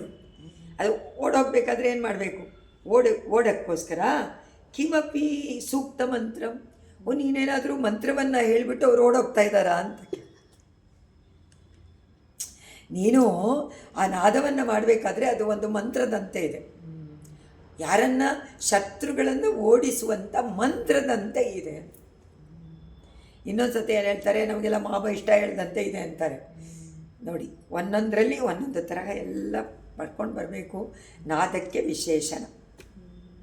ಇದು ಅವರ ಅನುಭವ, ದೇಶಿಕರ ಅನುಭವ. ಪ್ರತಿಪದಂ ಜಪಸಿ, ಒಂದೊಂದು ಹೆಜ್ಜೆ ಇಡಬೇಕಾದ್ರೂ ಜಪವನ್ನು ಮಾಡ್ತಾ ಸೂಕ್ತಿ ಮಂತ್ರವನ್ನು ಹೇಳ್ತಾ ಆ ಶತ್ರುಗಳೆಲ್ಲ ಓಡಿ ಹೊಟ್ಟೋಗ್ತಾರಂತೆ ಮಂತ್ರವನ್ನು ಕೇಳಿ. ಅದಕ್ಕೋಸ್ಕರ ಜಪವನ್ನು ಮಾಡ್ತಾ ಇದ್ದಾಳಂತೆ ಪಾದುಕ. ಶತ್ರುಗಳೇ, ನೀವೆಲ್ಲ ಇರೋಕ್ಕಾಗೋದಿಲ್ಲ, ಇಲ್ಲಿ ಓಡಿ ಹೋಗಿ. ಹಾಗೆ ನಮ್ಮ ಶತ್ರುಗಳು ಹೋಗಬೇಕು. ನಮ್ಮ ಶತ್ರುಗಳು ಯಾರು? ನಮ್ಮ ಇಂದ್ರಿಯಗಳೇ, ನಮ್ಮ ವಿಷಯದ ಆಸೆನೇ ಶತ್ರು. ಆ ವಿಷಯಗಳಲ್ಲಿ ಆ ಕರಣಗಳು ಹೋಗದೇ ಇರುವಂತೆ ಅದೆಲ್ಲ ಏನು ಮಾಡಬೇಕು? ತೆಗೆದು ಪರಮಾತ್ಮನಲ್ಲಿ ಇಟ್ಟು ಬಿಡಬೇಕು. ಎಲ್ಲ ಕರಣಗಳಿಗೂ ಊಟ ಪರಮಾತ್ಮ ಅಷ್ಟೇ, ಬೇರೆ ಏನು ಕೊಡಬಾರ್ದು. ರಕ್ಷಾ ಅಂತ ರಕ್ಷಾರ್ಥಮಾಶ್ರಿತ ಜನಸ್ಯ ಸಮುಜ್ಜಿಹಾನೆ ರಂಗೇಶ್ವರೇ ಶರದಿಶೇಷ ಭುಜಂಗತಲ್ಪಾತ್ ನಾದಾಸ್ತವ ಶ್ರುತಿಸಖಾ ಸುಖಾಮಣಿಪಾದರಕ್ಷೆ ಪ್ರಸ್ಥಾನ ಶಂಖನಿನದಾತ್ ಪ್ರಥಮೇ ಭವಂತಿ. ಶಂಖನಿನದ, ಈಗ ಶಂಖದಿಂದ ನಾದ ಏನು? ಪ್ರಣವ ಬರುತ್ತೆ, ಗೆಜ್ಜೆಯಿಂದನೂ ಅದೇ ಬರುತ್ತೆ. ಆ ಗೆಜ್ಜೆಗಳು ಪಾದುಕಾದೇವಿಯ ನಾದ. ಮಣಿಪಾದರಕ್ಷೆ, ರಂಗನಾಥ ತನ್ನ ಭಕ್ತರನ್ನು ಕಾಪಾಡೋಕ್ಕೋಸ್ಕರವಾಗಿ ನಿನ್ನನ್ನು ಧಾರಣೆ ಮಾಡಿಕೊಂಡು ಪ್ರತಿನಿತ್ಯ ಬರ್ತಾನೆ ಸಂಚಾರ. 365 ದಿವಸ ಶ್ರೀರಂಗ ಕ್ಷೇತ್ರದ ಎಲ್ಲ ಪೂರ್ತಿ ಶ್ರೀರಂಗ ಕ್ಷೇತ್ರದ ಅನುಭವ. ಈಗ ಹೋದಾಗ ಅದೇ ಅನ್ನಿಸ್ತಾ ಇತ್ತು, ಉತ್ಸವದಲ್ಲಿ ನೋಡಲಿಲ್ವಲ್ಲ ರಂಗನಾಥನನ್ನು ಅಂತ. ಎಲ್ಲೂ ನೋಡಲಿಲ್ಲ. ಆ ಸ್ವಾಮಿಗಳು ನಡ್ಕೊಂಡು ಬಂದಿದ್ದೇ ಉತ್ಸವ ಅಂತಾನೆ. ಯಾಕೆಂದರೆ ಅವರೇ ನಮಗೆ ಪಾದುಕಾದೇವಿ ಅಂತೆ ಅಂತ ಅಂದ್ಕೋಬೇಕು. ರಕ್ಷಾರ್ಥ, ಅದಕ್ಕೆ ತಾನೇ ಅವರು ಸಂಚಾರ ಮಾಡೋದು. ಸ್ವಾಮಿಗಳೆಲ್ಲ ಸಂಚಾರ ಯಾಕೆ ಮಾಡಬೇಕು? ಒಂದು ದಿವಸ ಅವರು ಒಂದು ಕಡೆಯಲ್ಲಿ ಇರಬಾರ್ದು ಅಂತ ಯಾಕೆ ಅವರಿಗೆ ಒಂದು ಆಜ್ಞೆ ಅಂತಂದರೆ, ಎಲ್ಲರ ರಕ್ಷಣೆಯೇ ಅವರಿಗೆ. ಒಂದು ಕಡೆಯಲ್ಲಿ ಇದ್ಬಿಟ್ರೆ ಅವ್ರಿಗೆ ಒಂದು ಮೋಹ ಉಂಟಾಗ್ಬಿಡುತ್ತಲ್ಲ. ಶಿಷ್ಯರಿಗೂ ಅವ್ರ ಮೇಲೆ ಒಂದು ಇದ್ರ ಥರ ಬಂದುಬಿಡುತ್ತೆ, ನಮಗೇ ಇವರು ಅಂತ ಬಂದ್ಬಿಡುತ್ತೆ. ಅವ್ರಿಗೆ ಓಹೋ ಇವ್ರು ಚೆನ್ನಾಗಿ ನೋಡ್ಕೋತಾರೆ ಅಂತ ಅವ್ರಿಗೆ ಇದಾಗ್ಬಿಡುತ್ತೆ. ಸೊ ಏನಾಗುತ್ತೆ, ಅಲ್ಲಿಂದ ಬಿಟ್ಟೇ ಹೋಗೋದಿಲ್ಲ. ಆಗ ಲೋಕರಕ್ಷಣೆಗೋಸ್ಕರ ತಾನೇ ಆ ಪೀಠವನ್ನು ಅಲಂಕಾರ ಮಾಡಿರೋದು. ಅದಕ್ಕೋಸ್ಕರ ಅವರು ಹೋಗಲೇಬೇಕು, ಸಂಚಾರ ಮಾಡಲೇಬೇಕು. ಅವರ ಸಂಚಾರ ಮುಖ್ಯ. ಅದಕ್ಕೋಸ್ಕರನೇ ಚಾತುರ್ಮಾಸ ಒಂದು ಕಡೆ ಇರಬೇಕು ಅಂತಂದರೆ ಚಾತುರ್ಮಾಸ ಸಂಕಲ್ಪ. ಅವರು ಕೇಳಿಕೊಂಡು ಅವರನ್ನು ಕರೆದು, ನೀವು 4 ತಿಂಗಳು ಇಲ್ಲೇ ಇರಿ, ನಾವು ನಿಮ್ಮನ್ನು ನೋಡ್ಕೋತೀವಿ ಅಂತ. ಆಗ ಕಾಲಕ್ಷೇಪಾದಿಗಳನ್ನು ಮಾಡಿ ಅವರಿಗೆ ಅಷ್ಟು, ಅದಕ್ಕೆ 1 ವರ್ಷ 1 ಕಡೆ ಮಾಡ್ತಾರೆ. ಅವ್ರು ಎಲ್ಲೆಲ್ಲಿ ಸಂಚಾರ ಮಾಡ್ತಾ ಇರ್ತಾರೋ ಅಲ್ಲಿ ಅವ್ರು ಇದ್ದು ಬಿಡ್ತಾರೆ 4 ತಿಂಗಳು. ಆದರೆ ಈಗ 2 ತಿಂಗಳು ಮಾಡಿದ್ದಾರೆ. 4 ಚಾತುರ್ಮಾಸವನ್ನು ಈಗ 2 ತಿಂಗಳು ಮಾಡ್ಕೊಂಡಿದ್ದಾರೆ. ಆದರೆ ಕೆಲವರು 4 ತಿಂಗಳು ಒಂದೇ ಕಡೆಯಲ್ಲಿ ಇರ್ತಾರೆ, ಕೆಲವು ಸ್ವಾಮಿಗಳು. ಅದರಿಂದ ರಕ್ಷಾರ್ಥಂ ಆಶ್ರಿತ ಜನಸ್ಯ, ಆಶ್ರಿತ ಜನಗಳನ್ನು ರಕ್ಷಣೆ ಮಾಡೋಕ್ಕೋಸ್ಕರವಾಗಿ ಸಮುಜ್ಜಿಹಾನೆ ಶೇಷಭುಜಂಗ ತಲ್ಪಾತ್, ರಂಗನಾಥ ಆದಿಶೇಷನ ಮೇಲೆ ಮಲ್ಕೊಂಡಿದ್ದಾನೆ ಪ್ರಣವಾಕಾರದ ವಿಮಾನದ ಕೆಳಗಡೆ. ಅವನು ಹಾಯಂತ ಆರಾಮಂ ಶೂಲ್ತ ಅರಂಗಂ ಅಂತ ಆರಾಮ ಮಾಡೋಕ್ಕೋಸ್ಕರವಾಗಿ ಮಲ್ಕೊಂಡ್ಬಿಟ್ಟಿದ್ದಾನೆ. ಎಲ್ಲ 107 ದಿವ್ಯ ದೇಶದ ಪೆರುಮಾಳ್ಗೂ ಆರಾಮ ಎಲ್ಲಿ ಅಂದರೆ ಶ್ರೀರಂಗ ಕ್ಷೇತ್ರದಲ್ಲಿ. ಅಲ್ಲಿ ಬಂದೇ ಮಲ್ಕೋಬೇಕಂತೆ, ಬೇರೆ ಎಲ್ಲೂ ಮಲ್ಕೊಳ್ಳೋಕ್ಕಾಗಲ್ಲ. ಎಲ್ಲ ರಾತ್ರಿಯೆಲ್ಲ ಇಲ್ಲೇ ಬಂದಿರ್ತಾರೆ. ಅದಕ್ಕೆ ಆರಾಮಂ ಶೂಳ್ದ ಅರಂಗಂ. ಆರಾಮ ಅಂದರೆ ಉದ್ಯಾನವನ ಎಲ್ಲ ಇದೆ, ಒಳ್ಳೆಯ ಕಾವೇರಿ ನದಿ ಶೀತಲವಾಗಿ ಹರಿತಾ ಇದ್ದಾಳೆ, ನೋಡೋಕ್ಕೆ ಅಷ್ಟು ಸುಂದರವಾಗಿದೆ. ಈ ಸ್ಥಳವನ್ನು ನಾನು ಬಿಡೋದೇ ಇಲ್ಲ ಅಂತ ಇದ್ಬಿಟ್ಟಿದ್ದಾನೆ ರಂಗನಾಥ್. ವಿಭೀಷಣನಿಗೆ ಹೇಳ್ದ, ನಾನು ಇಲ್ಲಿಂದ ಬರೋಲ್ಲಪ್ಪ, ಇದು ತುಂಬ ಚೆನ್ನಾಗಿದೆ, ದ್ವೀಪದ ಮಧ್ಯದಲ್ಲಿ ಇದ್ದೀನಿ, ನೀವು ಹೋಗು ಅಂತ. ಅವನನ್ನು ಲಂಕೆಗೆ ಕಳಿಸ್ಬಿಟ್ಟು ತಾನು ಇಲ್ಲೇ ಆರಾಮವಾಗಿ ಮಲ್ಕೊಂಡಿದ್ದಾನೆ. ಆದರೆ ಆಶ್ರಿತ ಜನಗಳಿಗೆ ಆ ತಲ್ಪವನ್ನು ಬಿಟ್ಟು ಬರಬೇಕು. ತಲ್ಪ ಅಂದರೆ ಹಾಸಿಗೆಯನ್ನು ಬಿಟ್ಟು ಬಂದು ರಕ್ಷಣೆ ಮಾಡಬೇಕಲ್ವಾ ಆಶ್ರಿತರನ್ನು. ಅದಕ್ಕೋಸ್ಕರ ಮತ್ತು ನಾವು ಹೇಳ್ತೀವಿ ದೇವರ ಹತ್ರ ನಾವು ಹೋಗಬೇಕು, ದೇವರು ನಮ್ಮ ಹತ್ರ ಬರೋದಿಲ್ಲ ಅಂತ ಅಲ್ವಾ. ಹತ್ರ ಬರ್ತಾನೆ ನಾವು ಹೋಗ್ತೀವಿ ಅನ್ನೋದು ಯಾವುದಾದ್ರೂ ಉಂಟಾ? ಹೋಗೋದು ಬರೋದು ಇಲ್ಲವೇ ಇಲ್ಲ. ಇಲ್ಲೇ ಇದ್ದಾನಲ್ಲ, ಜೊತೆನಲ್ಲೇ ಇದ್ದಾನಲ್ಲ. ಆದರೆ ದೇವಸ್ಥಾನಗಳಲ್ಲಿ ವಿಜಯ ಮಾಡ್ತಿರುವಂಥ ಅರ್ಚಾರೂಪದಲ್ಲಿ ಪರಮಾತ್ಮ ನನ್ನ ಹೋಗಿ ನಾವು ಸೇವೆ ಮಾಡಲೇಬೇಕು. ಆದರೆ ನಾವು ಮಾಡೋದಿಲ್ಲ ಅಂತ ಹೇಳಿ ಬರ್ತಾನೆ. ಅದಕ್ಕೋಸ್ಕರ ದೇವರ ಬೀದಿನಲ್ಲೇ ವಾಸ ಮಾಡಬೇಕು, ಹತ್ರನೇ ವಾಸ ಮಾಡಬೇಕು. ದೇವಸ್ಥಾನ ದಿವ್ಯ ಕ್ಷೇತ್ರ ಎಲ್ಲಿದೆಯೋ ಅಲ್ಲೇ ಹತ್ರನೇ ನಾವು ಮಾಡಿದರೆ ಬೀದಿನಲ್ಲಿ ಬರ್ತಾನೆ, ನಮ್ಮ ಮನೆ ಮುಂದೆನೇ ಬರ್ತಾನೆ. ಇಲ್ಲಾಂದರೆ ಎಲ್ಲಿ ಬರ್ತಾನೆ? ನಾವೇ ಹೋಗಿ ಅದಕ್ಕೆಲ್ಲ ಭಾಗ್ಯ ಮಾಡಿರಬೇಕು. ಭಾಗ್ಯ ಮಾಡಿರೋರಿಗೆ ಆ ಒಂದು ಜಾಗ ಸಿಗತ್ತೆ. ಯಾಕೆಂದರೆ ಪಶು ಪತ್ನಿ ಸುತ ಆಲಯ ಇದಿಷ್ಟು ವಿಧಿ ಬರೆದಂತೆ ನಾವು ಸಂಪಾದನೆ ಮಾಡಿದರೆ ಸಿಗತ್ತೆ, ಇಲ್ಲ ಅಂದರೆ ಸಿಗೋದಿಲ್ಲ. ಅದಕ್ಕೆ ಹೇಳಿಬಿಟ್ರು, ರಂಗೇಶ್ವರೇ ಶರದಿಶೇಷ ಭುಜಂಗ ತಲುಪೆ. ಶರತ್ಕಾಲದಲ್ಲಂತೂ ಬಿಡೋಕ್ಕೆ ಮನಸ್ಸು ಬರೋದಿಲ್ಲ, ಶೇಷತಲ್ಪವನ್ನು ಬಿಡೋಕ್ಕೆ ಮನಸ್ಸು ಬರೋದಿಲ್ಲ. ಆದರೆ ಆಶ್ರಿತ ಸಂರಕ್ಷಣೆ ಇವನ ಇದು ದೀಕ್ಷೆ, ಇವನು ವ್ರತ ಮಾಡ್ಕೊಂಡ್ಬಿಟ್ಟಿದ್ದಾನೆ. ಅದಕ್ಕೋಸ್ಕರ ಕರ್ಕೊಂಡು ಬರಬೇಕು. ನಾದಾಸ್ತವ ಶ್ರುತಿ ಸುಖ ಮಣಿಪಾದರು. ಆಗ ಶ್ರುತಿ ಅಂದರೆ ಕಿವಿಗಳು ಆಗತ್ತೆ, ಶ್ರುತಿ ಅಂದರೆ ವೇದಾನೂ ಆಗತ್ತೆ. Double meaning. ವೇದಗಳಿಗೂ ಕಿವಿಗಳಿಗೂ ಸುಖ ಇಂಪಾಗಿರುತ್ತಂತೆ. ಕಿವಿಗಳಿಗೆ ಇಂಪಾಗಿರುತ್ತೆ ನಾದ, ವೇದ ಮಂತ್ರ ವೇದ ಮಾತೆಗೂ ಆನಂದ ಕೊಡುತ್ತೆ, ವೇದಕ್ಕೂ ಆನಂದ ಕೊಡುತ್ತೆ, ನಮ್ಮ ಕಿವಿಗೂ ಆನಂದ ಉಂಟು ಮಾಡುತ್ತೆ. ಅಂತಹ ತವ ನಿನ್ನ ನಾದಾಗ ಶಬ್ದಗಳು ಪ್ರಸ್ಥಾನ ಶಂಕ ನಿನದ. ಪರಮಾತ್ಮ ಪ್ರಸ್ಥಾನ ಅಂದರೆ ಅವನು ಉತ್ಸವಕ್ಕೆ ಹೊರಟ ತಕ್ಷಣ ಕಹಳೆ ಊದ್ತಾರೆ, ಶಂಕ ಊದ್ತಾರೆ, ಇದನ್ನು ಬೇರಿನಾದವನ್ನು ಮಾಡ್ತಾರೆ, ಎಲ್ಲ ಮಾಡಿ ತಾನೇ ಕರ್ಕೊಂಡು ಬರ್ತಾರೆ. ಸೊ ಆ ಶಂಖನಿನಾದ ಪ್ರಸ್ಥಾನ ಶಂಖ ಅದು ಹೇಳ್ತಾರೆ ಇದರಲ್ಲಿ. ಅವನ ಪ್ರಸ್ಥಾನಕ್ಕೆ ಹೊರಟ ಅನ್ನೋದನ್ನು ನೀನು ಶಂಖನಾದದಂತೆ ನಿನ್ನ ಆ ಶಬ್ದದಿಂದ ಎಲ್ಲರಿಗೂ ತಿಳಿಸ್ತೀಯ, ಪ್ರಯಾಣವನ್ನು ಸೂಚನೆ ಮಾಡ್ತೀಯ. ಪರಮಾತ್ಮ ರಂಗನಾಥ ಇವಾಗ ಹೊರಟಿದ್ದಾನೆ, ಎಲ್ಲರೂ ರೆಡಿಯಾಗಿ ಬೀದಿನಲ್ಲಿ ಅವನನ್ನು ಸ್ವಾಗತ ಮಾಡೋದಕ್ಕೆ ರಂಗವಲ್ಲಿ ಹಾಕಿ ಎಲ್ಲ ಮಾಡಿ ಉಪಹಾರ ತಗೊಂಡು ನಿಂತ್ಕೊಳ್ಳಿ ಅಂತ ಹೇಳುವಂತೆ ಆ ನಾದ ಕೇಳಿಸತ್ತೆ ಅಂತ. ಅಲ್ಲಿವರೆಗೂ ಕೇಳಿಸತ್ತಾ ಅಂತ ನೀವು ಕೇಳಬಾರ್ದು. ಪರಮಾತ್ಮ ಅಲ್ಲಿ ಗರ್ಭಗುಡಿಯಿಂದ ಹೊರಗೆ ಬಂದಾಗ ತಾನೇ ಅದು ಮಾಡ್ತಾನೆ ಪ್ರಸ್ಥಾನ, ಅಲ್ಲಿಂದ ಶೇಷತಲ್ಪದಿಂದ. ಆ ನಾದ ನಿಮಗೆ ಬೇರೆ ಪ್ರಾಕಾರದಲ್ಲಿ 7ನೇ ಸುತ್ತಲ್ಲಿರುವಂಥ ನಿಮಗೆ ಕೇಳಿಸತ್ತಾ? ಖಂಡಿತ ಕೇಳಿಸತ್ತೆ. ಅವರು ಡಬಡಬಡವ ಅಂತ ಹೊಡೆಯೋದು ಅದು ಕೇಳಿಸುತ್ತೆ. ಆದರೆ ನಾದ ಜಣ್ ಪಾದುಕಾ ನಾದ ತಾನೇ ಇಲ್ಲಿ ಹೇಳಿ. ಸೊ ಅದನ್ನು ಇಟ್ಕೊಂಡಿದ್ದಾರೆ, ಅದನ್ನು ಅಲ್ಲಿಗೆ ಅನ್ವಯಿಸ್ಕೊಂಡಿದ್ದಾರೆ. ಪರಮಾತ್ಮ ಹೊರಟ ತಕ್ಷಣ ಓಲಗ ಕೇಳಿಸುತ್ತೆ, ಶಬ್ದ ಬಂದೇ ಬರುತ್ತೆ, ಹೊರಟ ರಂಗನಾಥ ಅನ್ನೋದು ಗೊತ್ತಾಗುತ್ತೆ. 2-3 ಬೀದಿನವರೆಗಂತೂ ಖಂಡಿತ ಗೊತ್ತು ಆ ಬೀದಿನಲ್ಲಿ ಬರ್ತಾ ಇದ್ದಾನೆ ಅಂತ ಹೇಳಿ ಇಲ್ಲಿ ಶಂಖವಾದ್ಯಗಳ ಶಬ್ದಕ್ಕಿಂತ ಅದು ಇನ್ನೂ ಜೋರಾಗಿ ಕೇಳಿಸತ್ತೆ ಅಂತ ಹೇಳ್ತಾರೆ. ಪ್ರಸ್ಥಾನ ಶಂಖ ನಿನತಾತ್ ಪ್ರಥಮೇ ಭವಂತಿ. ಶಂಖನಾದಕ್ಕಿಂತ ಮುಂಚೆ ನಿನ್ನ ನಾದ ನಮಗೆ ಕೇಳಿಸುತ್ತೆ. ಅಥವಾ ಅದನ್ನೇ ಶಂಖನಾದ ಅಂತ ಇಟ್ಕೊಂಡ್ರೂ ಆಗತ್ತೆ. ಆದರೆ ಆತ್ ಅಂತ ಹೇಳಿರೋದ್ರಿಂದ ಅದಕ್ಕಿಂತ ಪ್ರಥಮೆ ಮುಂಚೆ ನಿನ್ನ ನಾದ ನಮಗೆಲ್ಲರಿಗೂ ಪರಮಾತ್ಮ ಪ್ರಸ್ಥಾನ ಮಾಡ್ದ, ಸಂಚಾರಕ್ಕೆ ಹೊರಗೆ ಬಂದಿದ್ದಾನೆ, ಶೇಷತಲ್ಪ ಬಿಟ್ಟಿದ್ದಾನೆ ಅನ್ನೋದನ್ನು ತಿಳ್ಕೊತೀವಿ ನಾವು. ಅದರಿಂದ ತಿಳಿಸ್ತೀಯ ಅಂತ ಹೇಳ್ತಾರೆ.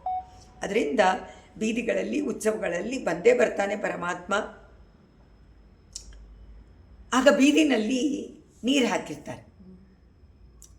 ನೀರನ್ನು ಹಾಕಿ ರಂಗೋಲೆಯನ್ನು ಹಾಕಿ ಎಲ್ಲ ಉಪಹಾರಗಳನ್ನು ಇಟ್ಕೊಂಡು ರೆಡಿಯಾಗಿ ನಿಂತಿರ್ತಾರೆ. ಒಬ್ಬರು ಶ್ರೀರಂಗ ಕ್ಷೇತ್ರದಲ್ಲಂತೂ ಯಾವ ಉತ್ಸವ ಯಾವ ಟೈಮ್ನಲ್ಲಿ ಬಂದರೂ ಬರ್ತಾರೆ ಮನೆಯಿಂದ ಹೊರಗಡೆ.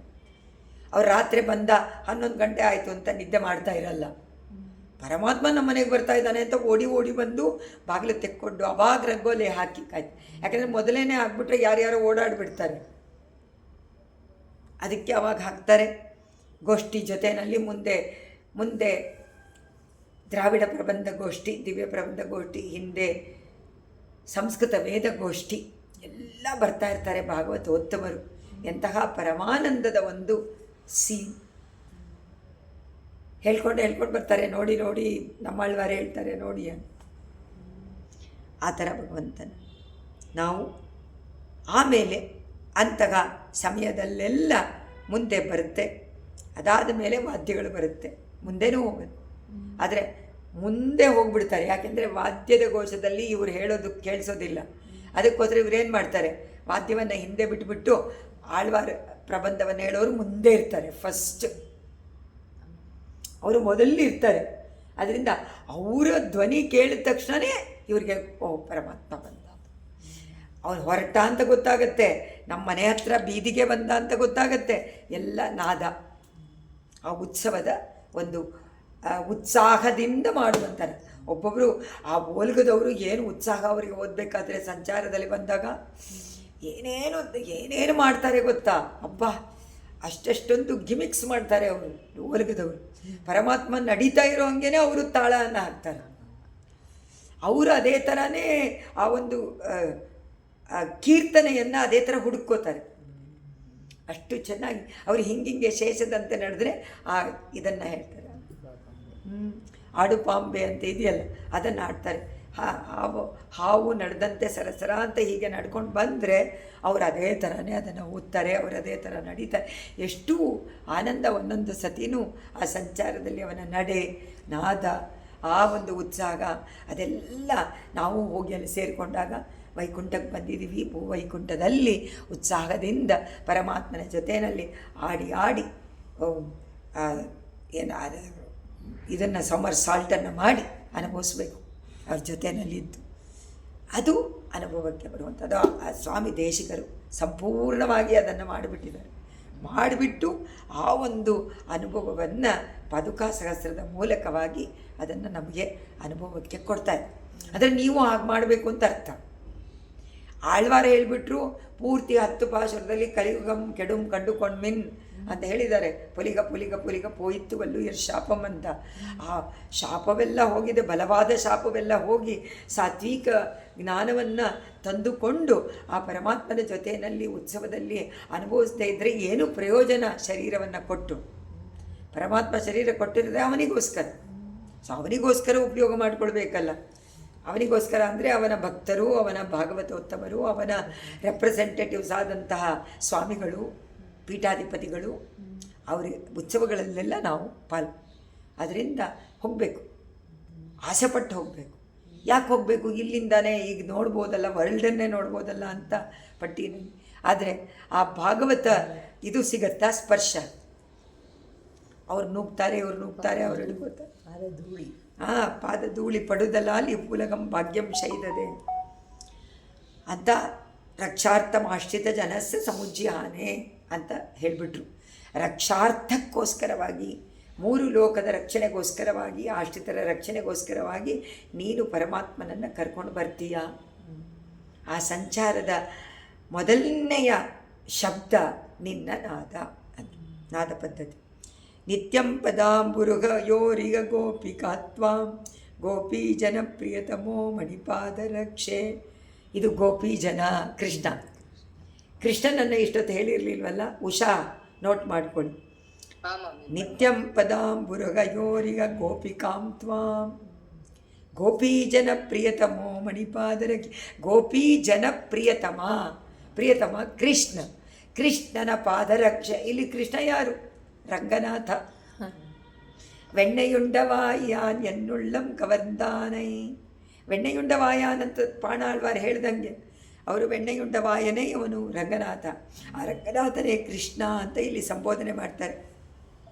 ಹೇ ಮಣಿಪಾದ ರಕ್ಷೆ. ಶ್ರೀರಂಗ ವಿಮಾನದಲ್ಲಿದ್ದರೂ ಸಂಚಾರ ಕಾಲದಲ್ಲಿ ಬರ್ತಾನೆ. ಸಂಚಾರ ಕಾಲದಲ್ಲಿ ಅವನು ಬಂದ ತಕ್ಷಣ ನಾದ, ಅದಕ್ಕೆ ಮುಂಚೆನೇ ಉತ್ಸಾಹ. ಅವನೊಬ್ಬ ಬರ್ತಾನೆ, ಇಷ್ಟುದ್ದ ಇದು ಚಾವಟಿ ಥರ ಇಟ್ಕೊಂಡು ಟಪ ಟಪ ಅಂತ ಹೊಡಿತಾರಲ್ಲಿ, ಅದು ರಂಗಕ್ಷೇತ್ರದಲ್ಲಿ ಮಾತ್ರ. ಅದಕ್ಕೆ ಒಬ್ಬರು ಆ ಕೈಂಕರ್ಯಕ್ಕೆ ಅವರೊಬ್ಬರೇನೆ, ಯಾವಾಗಲೂ ಅವರೇ ಇರು. ಇಷ್ಟುದ್ದ ಇಟ್ಕೊಂಡಿರ್ತಾರೆ ಚಾವಟಿ, ನೆಲದ ಮೇಲೆ ಹೊಡಿತಾರೆ, ಪಟ್ಟ ಅದು ಎಷ್ಟು ನಾದ ಕೊಡುತ್ತೆ ಗೊತ್ತಾ, ಶಬ್ದ ಬರುತ್ತೆ. ಅದು ಬಂದ ಅಂತಂದರೆ ಪರಮಾತ್ಮ ಬರ್ತಾ ಇದೆ. ಅದು ಎಚ್ಚರಿಕೆ ಮಾಡಿ, ಎಚ್ಚರಿಕೆ, ಎಲ್ಲರೂ ದೂರ ಹೋಗಿ ಜಾಗ ಬಿಡಿ ಅಂತ. ಅದಕ್ಕೆ ಅವ್ರು ಹೇಳ್ತಾರೆ, ಇಲ್ಲಿ ಶಬ್ದ ಮಾಡುವಂಥ ನಿನ್ನನ್ನು ಬಿಡದೇನೆ ಕರ್ಕೊಂಬರ್ಬೇಕಲ್ಲ. ಶಠಾರಿ ಇಲ್ಲದೆ ಉತ್ಸವ ಇಲ್ಲ. ಯಾತಕ್ಕೆ? ಅದು ಅವನಿಗೆ ಪಾದುಕೆ, ಪಾದರಕ್ಷೆ ಹಾಕ್ಕೊಳ್ದೆ ಪರಮಾತ್ಮ ಹೊರಡೋ ಹಂಗಿಲ್ಲ. ಸೊ ಶಠಾರಿ ನಿನ್ನನ್ನು ಬಿಡೋದಿಲ್ಲ. ಅವನು ಸಿಂಹಾಸನದ ಮೇಲೆ ಪಾದಕ್ಕೆ ಅಲ್ಲೇ ಧಾರಣೆ ಮಾಡ್ಕೊಂಡ್ಬಿಡ್ತಾನೆ. ಎಲ್ಲಿ? ಆಸನದಲ್ಲೇನೆ ಪಾದಕ್ಕೆ ಹಾಕ್ಕೊಂಡು ಆಮೇಲೆ ಹೊರಗೆ ಬರ್ತಾನೆ. ಅದರಿಂದ ನಿನ್ನ ನಾದಾನೇ ಫಸ್ಟ್ ಬರೋದು. ಅವನು ನಡೆಯಬೇಕಾದ್ರೆ ಫಸ್ಟು ಬಿಡೋದಿಲ್ಲ, ಧರಿಸ್ಕೊಂಡಿರ್ತಾನೆ. ಇದು ಸಂಪ್ರದಾಯ. ಯಾವ ಸಮಯದಲ್ಲೂ ನಿನ್ನನ್ನು ಬಿಡೋದಿಲ್ವಲ್ಲ ಅಂತ. ಇದು ನಿತ್ಯಂಬದಾಂಬುರೆಯೋರಿಗ ಹೇಗೆ ಅಂತಂದರೆ ಗೋಪಿಕೆಯರ ಮನಸ್ಸಿನಂತೆ. ಗೋಪಿಕೆಯರ ಮನಸ್ಸು ಯಾವಾಗಲೂ ಕೃಷ್ಣನ ಜೊತೆ ಇರ್ತಾ ಇತ್ತಲ್ಲ, ಆ ರೀತಿಯಾಗಿ ನೀನು ಪರಮಾತ್ಮನ ಪಾದದಲ್ಲಿ ಸದಾ ಇರ್ತೀಯ. ಅದು ಅಷ್ಟು ಏನಂತ ಹೇಳ್ತಾರೆ ನೋಡೋಣ. ಹೇ ಮಣಿಪಾದ ರಕ್ಷೆ, ರತ್ನಮಯವಾದ ಪಾದುಕೆಯೇ, ಗೋಪೀಜನ ಪ್ರಿಯತಮ, ಗೋಪಸ್ತ್ರೀಯರಿಗೆ ಗೋಪಿಯರಿಗೆ ಪ್ರಿಯತಮನಾದಂತಹ ಶ್ರೀಕೃಷ್ಣ ಪರಮಾತ್ಮ. ಆ ಕೃಷ್ಣ ಪರಮಾತ್ಮ ಈಗ ಈ ಲೋಕದಲ್ಲಿ ಪದಾಂಬುರುಹ ಯೋಗೋ, ಅಂಬುರಹ ಅಂದರೆ ತಾವರೆ, ಪದಾಂಬುಜ, ಪದಾಂಬುರುಹ ಅಂದರೆ ಕಮಲದಂತೆ ಇರುವಂಥ ಪಾದ. ಆ ಪಾದಕಮಲಗಳಿಗೆ ನಿತ್ಯಂ ಗೋಪಿಕಾ ನಿಜಾಭಿ ಗತಿಭಿ, ನಿತ್ಯವಾಗಿ ಗೋಪಿಕಾಮ್ ಅಂದರೆ ಏನು? ಗೋಪಿಕಾಮ್ ಅಂದರೆ ಗೋಪಿ ಜನಗಳು ಅಂತ ಅರ್ಥ. ಆದರೆ ಈ ಗೋಪಿಕಾಮ್ ಅಂದರೆ ರಕ್ಷಣೆ ಮಾಡುವಂಥವಳು. ಗೋಪಿಕಾಮ್ ಅಂದರೆ ಅವಳು ಸ್ತ್ರೀ ತಾನೇ, ಪಾದುಕಾದೇವಿ ಸ್ತ್ರೀಲಿಂಗ. ಅದರಿಂದ ಅವನ ಪಾದಗಳನ್ನು ಸದಾಕಾಲ ರಕ್ಷಣೆ ಮಾಡುವಂಥವಳೇ ಯಾರು? ಪಾದುಕಾದೇವಿ. ನಿಜಾಭಿಹಿ ಗತಿಭಿಹಿ, ನಿಜವಾದ ಸಂಚಾರದಿಂದ. ಗತಿಭಿಹಿ ಅಂದರೆ ನಡೆಯೋದು. ನಿಜವಾದ ಗತಿ ಅಂದ್ರೇನು? ನಿಜವಾಗಿ ರಂಗನಾಥ ಕೃಷ್ಣ ನಡ್ಕೊಂಡು ನಡೆಯುವಂತಹ ಸಂಚಾರಗಳಿಂದ. ಸಂಪನ್ನ ಘೋಷ ವಿಭವ, ಅವನು ನಡಿಬೇಕಾದ್ರೆ ಉಂಟಾದ ಘೋಷ ವಿಭವ ಅಂದರೆ ಐಶ್ವರ್ಯ, ಆ ನಾದದ ಐಶ್ವರ್ಯ. ವಿಭವ ಅದು ತುಂಬ ಸುಂದರವಾಗಿರುತ್ತೆ. ಅಂತಹ ಏನು ಘೋಷ ವಿಭವ, ಶಬ್ದಗಳ ಐಶ್ವರ್ಯದಿಂದ ಕೂಡಿರುವಂತಹ ನೀನು. ನಿನ್ನನ್ನು ರಂಗ ಸಮಾಶ್ರಿತೋ, ರಂಗವಿಮಾನವನ್ನು ಆಶ್ರಯಿಸಿದ್ರು. ಪರಮಾತ್ಮ ಎಲ್ಲಿದ್ದಾನೆ? ಮಲ್ಕೊಂಡು ರಂಗವಿಮಾನದ ಕೆಳಗೆ ಭುಜಗ ತಲ್ಪದಲ್ಲಿ ಇದ್ದರು. ಪ್ರೀತಿಯಿಂದ ಎನ್ನುವಂತೆ ನ ತ್ಯಜತಿ, ಬಿಡೋದೇ ಇಲ್ಲ. ಸೊ ಮೂಲವರು ಬಿಟ್ಟು ಉತ್ಸವರಾಗಿ ಬರ್ತಾರಾ? ಇಲ್ಲ ಮೂಲವರು ಇದ್ದೇ ಉತ್ಸವರು ಬರ್ತಾರೆ. ಮೂಲವರಲ್ಲೇ ಇರ್ತಾರೆ, ಅದು ಪ್ರತಿಷ್ಠೆ ಆಗಿರೋದು, ಬರೋಕ್ಕಾಗೋಲ್ಲ. ಆದರೆ ಅವನ ಪೂರ್ತಿ ಶಕ್ತಿಯೆಲ್ಲ ಎಲ್ಲಿ ಕೊಟ್ಬಿಡ್ತಾನೆ? ಉತ್ಸವದಲ್ಲಿ ಕೊಟ್ಬಿಡ್ತಾನೆ. ಅದರಿಂದ ಮೂಲವರೇ ಎದ್ದು ಬಂದಿದ್ದಾರೆ ಅನ್ನುವಂಥ ಅನುಭವ ಇದು ನಮ್ಮ ಸಂಪ್ರದಾಯದಲ್ಲಿ ತಿಳಿಸಿರುವಂಥ ವಿಷಯ. ಅದರಿಂದ ಆಶ್ರಯಿಸಿದ್ರೂ ಪ್ರೀತಿಯಿಂದ ಅನ್ನುವಂತೆ ನತ್ಯಜತ್, ಬಿಡೋದು. ಇಲ್ಲಿ ಗೋಪಿಕಾಮ್ ಅಂದರೆ ಇನ್ನೊಂದು ಅರ್ಥ ಗೋಪಿಯರು. ಗೋಪಿಕಾ ಅಂದರೆ ರಕ್ಷಣೆ ಮಾಡುವಂಥದ್ದು. ಇಲ್ಲಿ ಗೋಪಿಕಾ ಅಂದರೆ ಎರಡನೇ ಅರ್ಥ. ಅವರೇನು ಮಾಡ್ತಾರೆ? ಅವರು ಘೋಷ ಮಾಡ್ತಾರೆ. ಅವರು ಗೋಪಿಯರೆಲ್ಲ ಏನು ಕೆಲಸ? ಗೋಪಾಲರಿಗೆ ಏನು ಕೆಲಸ? ಹಸು ಮೇಯಿಸೋ ಕೆಲಸ. ಹಸುವನ್ನು ಪಾಲನೆ ಮಾಡುವಂಥವ್ರಿಗೆ ಏನಪ್ಪ ಶಬ್ದ ಬರುತ್ತೆ ಬಾಯಲ್ಲಿ? ಹೇಯ್ ಬರುತ್ತೋ ಇಲ್ವೋ? ಇದು ತಗೊಂಡು ಹೇ ಅಂತ ಯಾವಾಗಲೂ ಹೇಗೆ ಅಂತ ಹೇಳ್ತಾ ಇರ್ತಾರೆ ಪಶು ಮಾಡುಗಳಿಗೆ. ಅವರು ದನ ಕಾಯುವಂಥವರು, ಅವರು ಗತಿ ರಂಗನಾಥ್. ಇಲ್ಲಿ ಎಲ್ಲ ಡಬಲ್ ಮೀನಿಂಗ್ ಕೊಟ್ಟಿದ್ದಾರೆ. ಪಾದುಕಾದೇವಿ ಗೋಪಿಯರಂತೆ, ಶಬ್ದವನ್ನು ಮಾಡೋದು. ಅವ್ರ ಶಬ್ದ ಏನು, ಹೇಗೆ ಅಂತ ಹಸುಗಳನ್ನು ಪಾಲನೆ ಮಾಡೋಕ್ಕೆ. ಇವಳು ಶಬ್ದ ಏನು, ಪರಮಾತ್ಮನನ್ನು ಕರ್ಕೊಂಡು ಬರ್ತಾ ಇದ್ದೀನಿ ಅಂತ ಹೇಳೋದಕ್ಕೆ.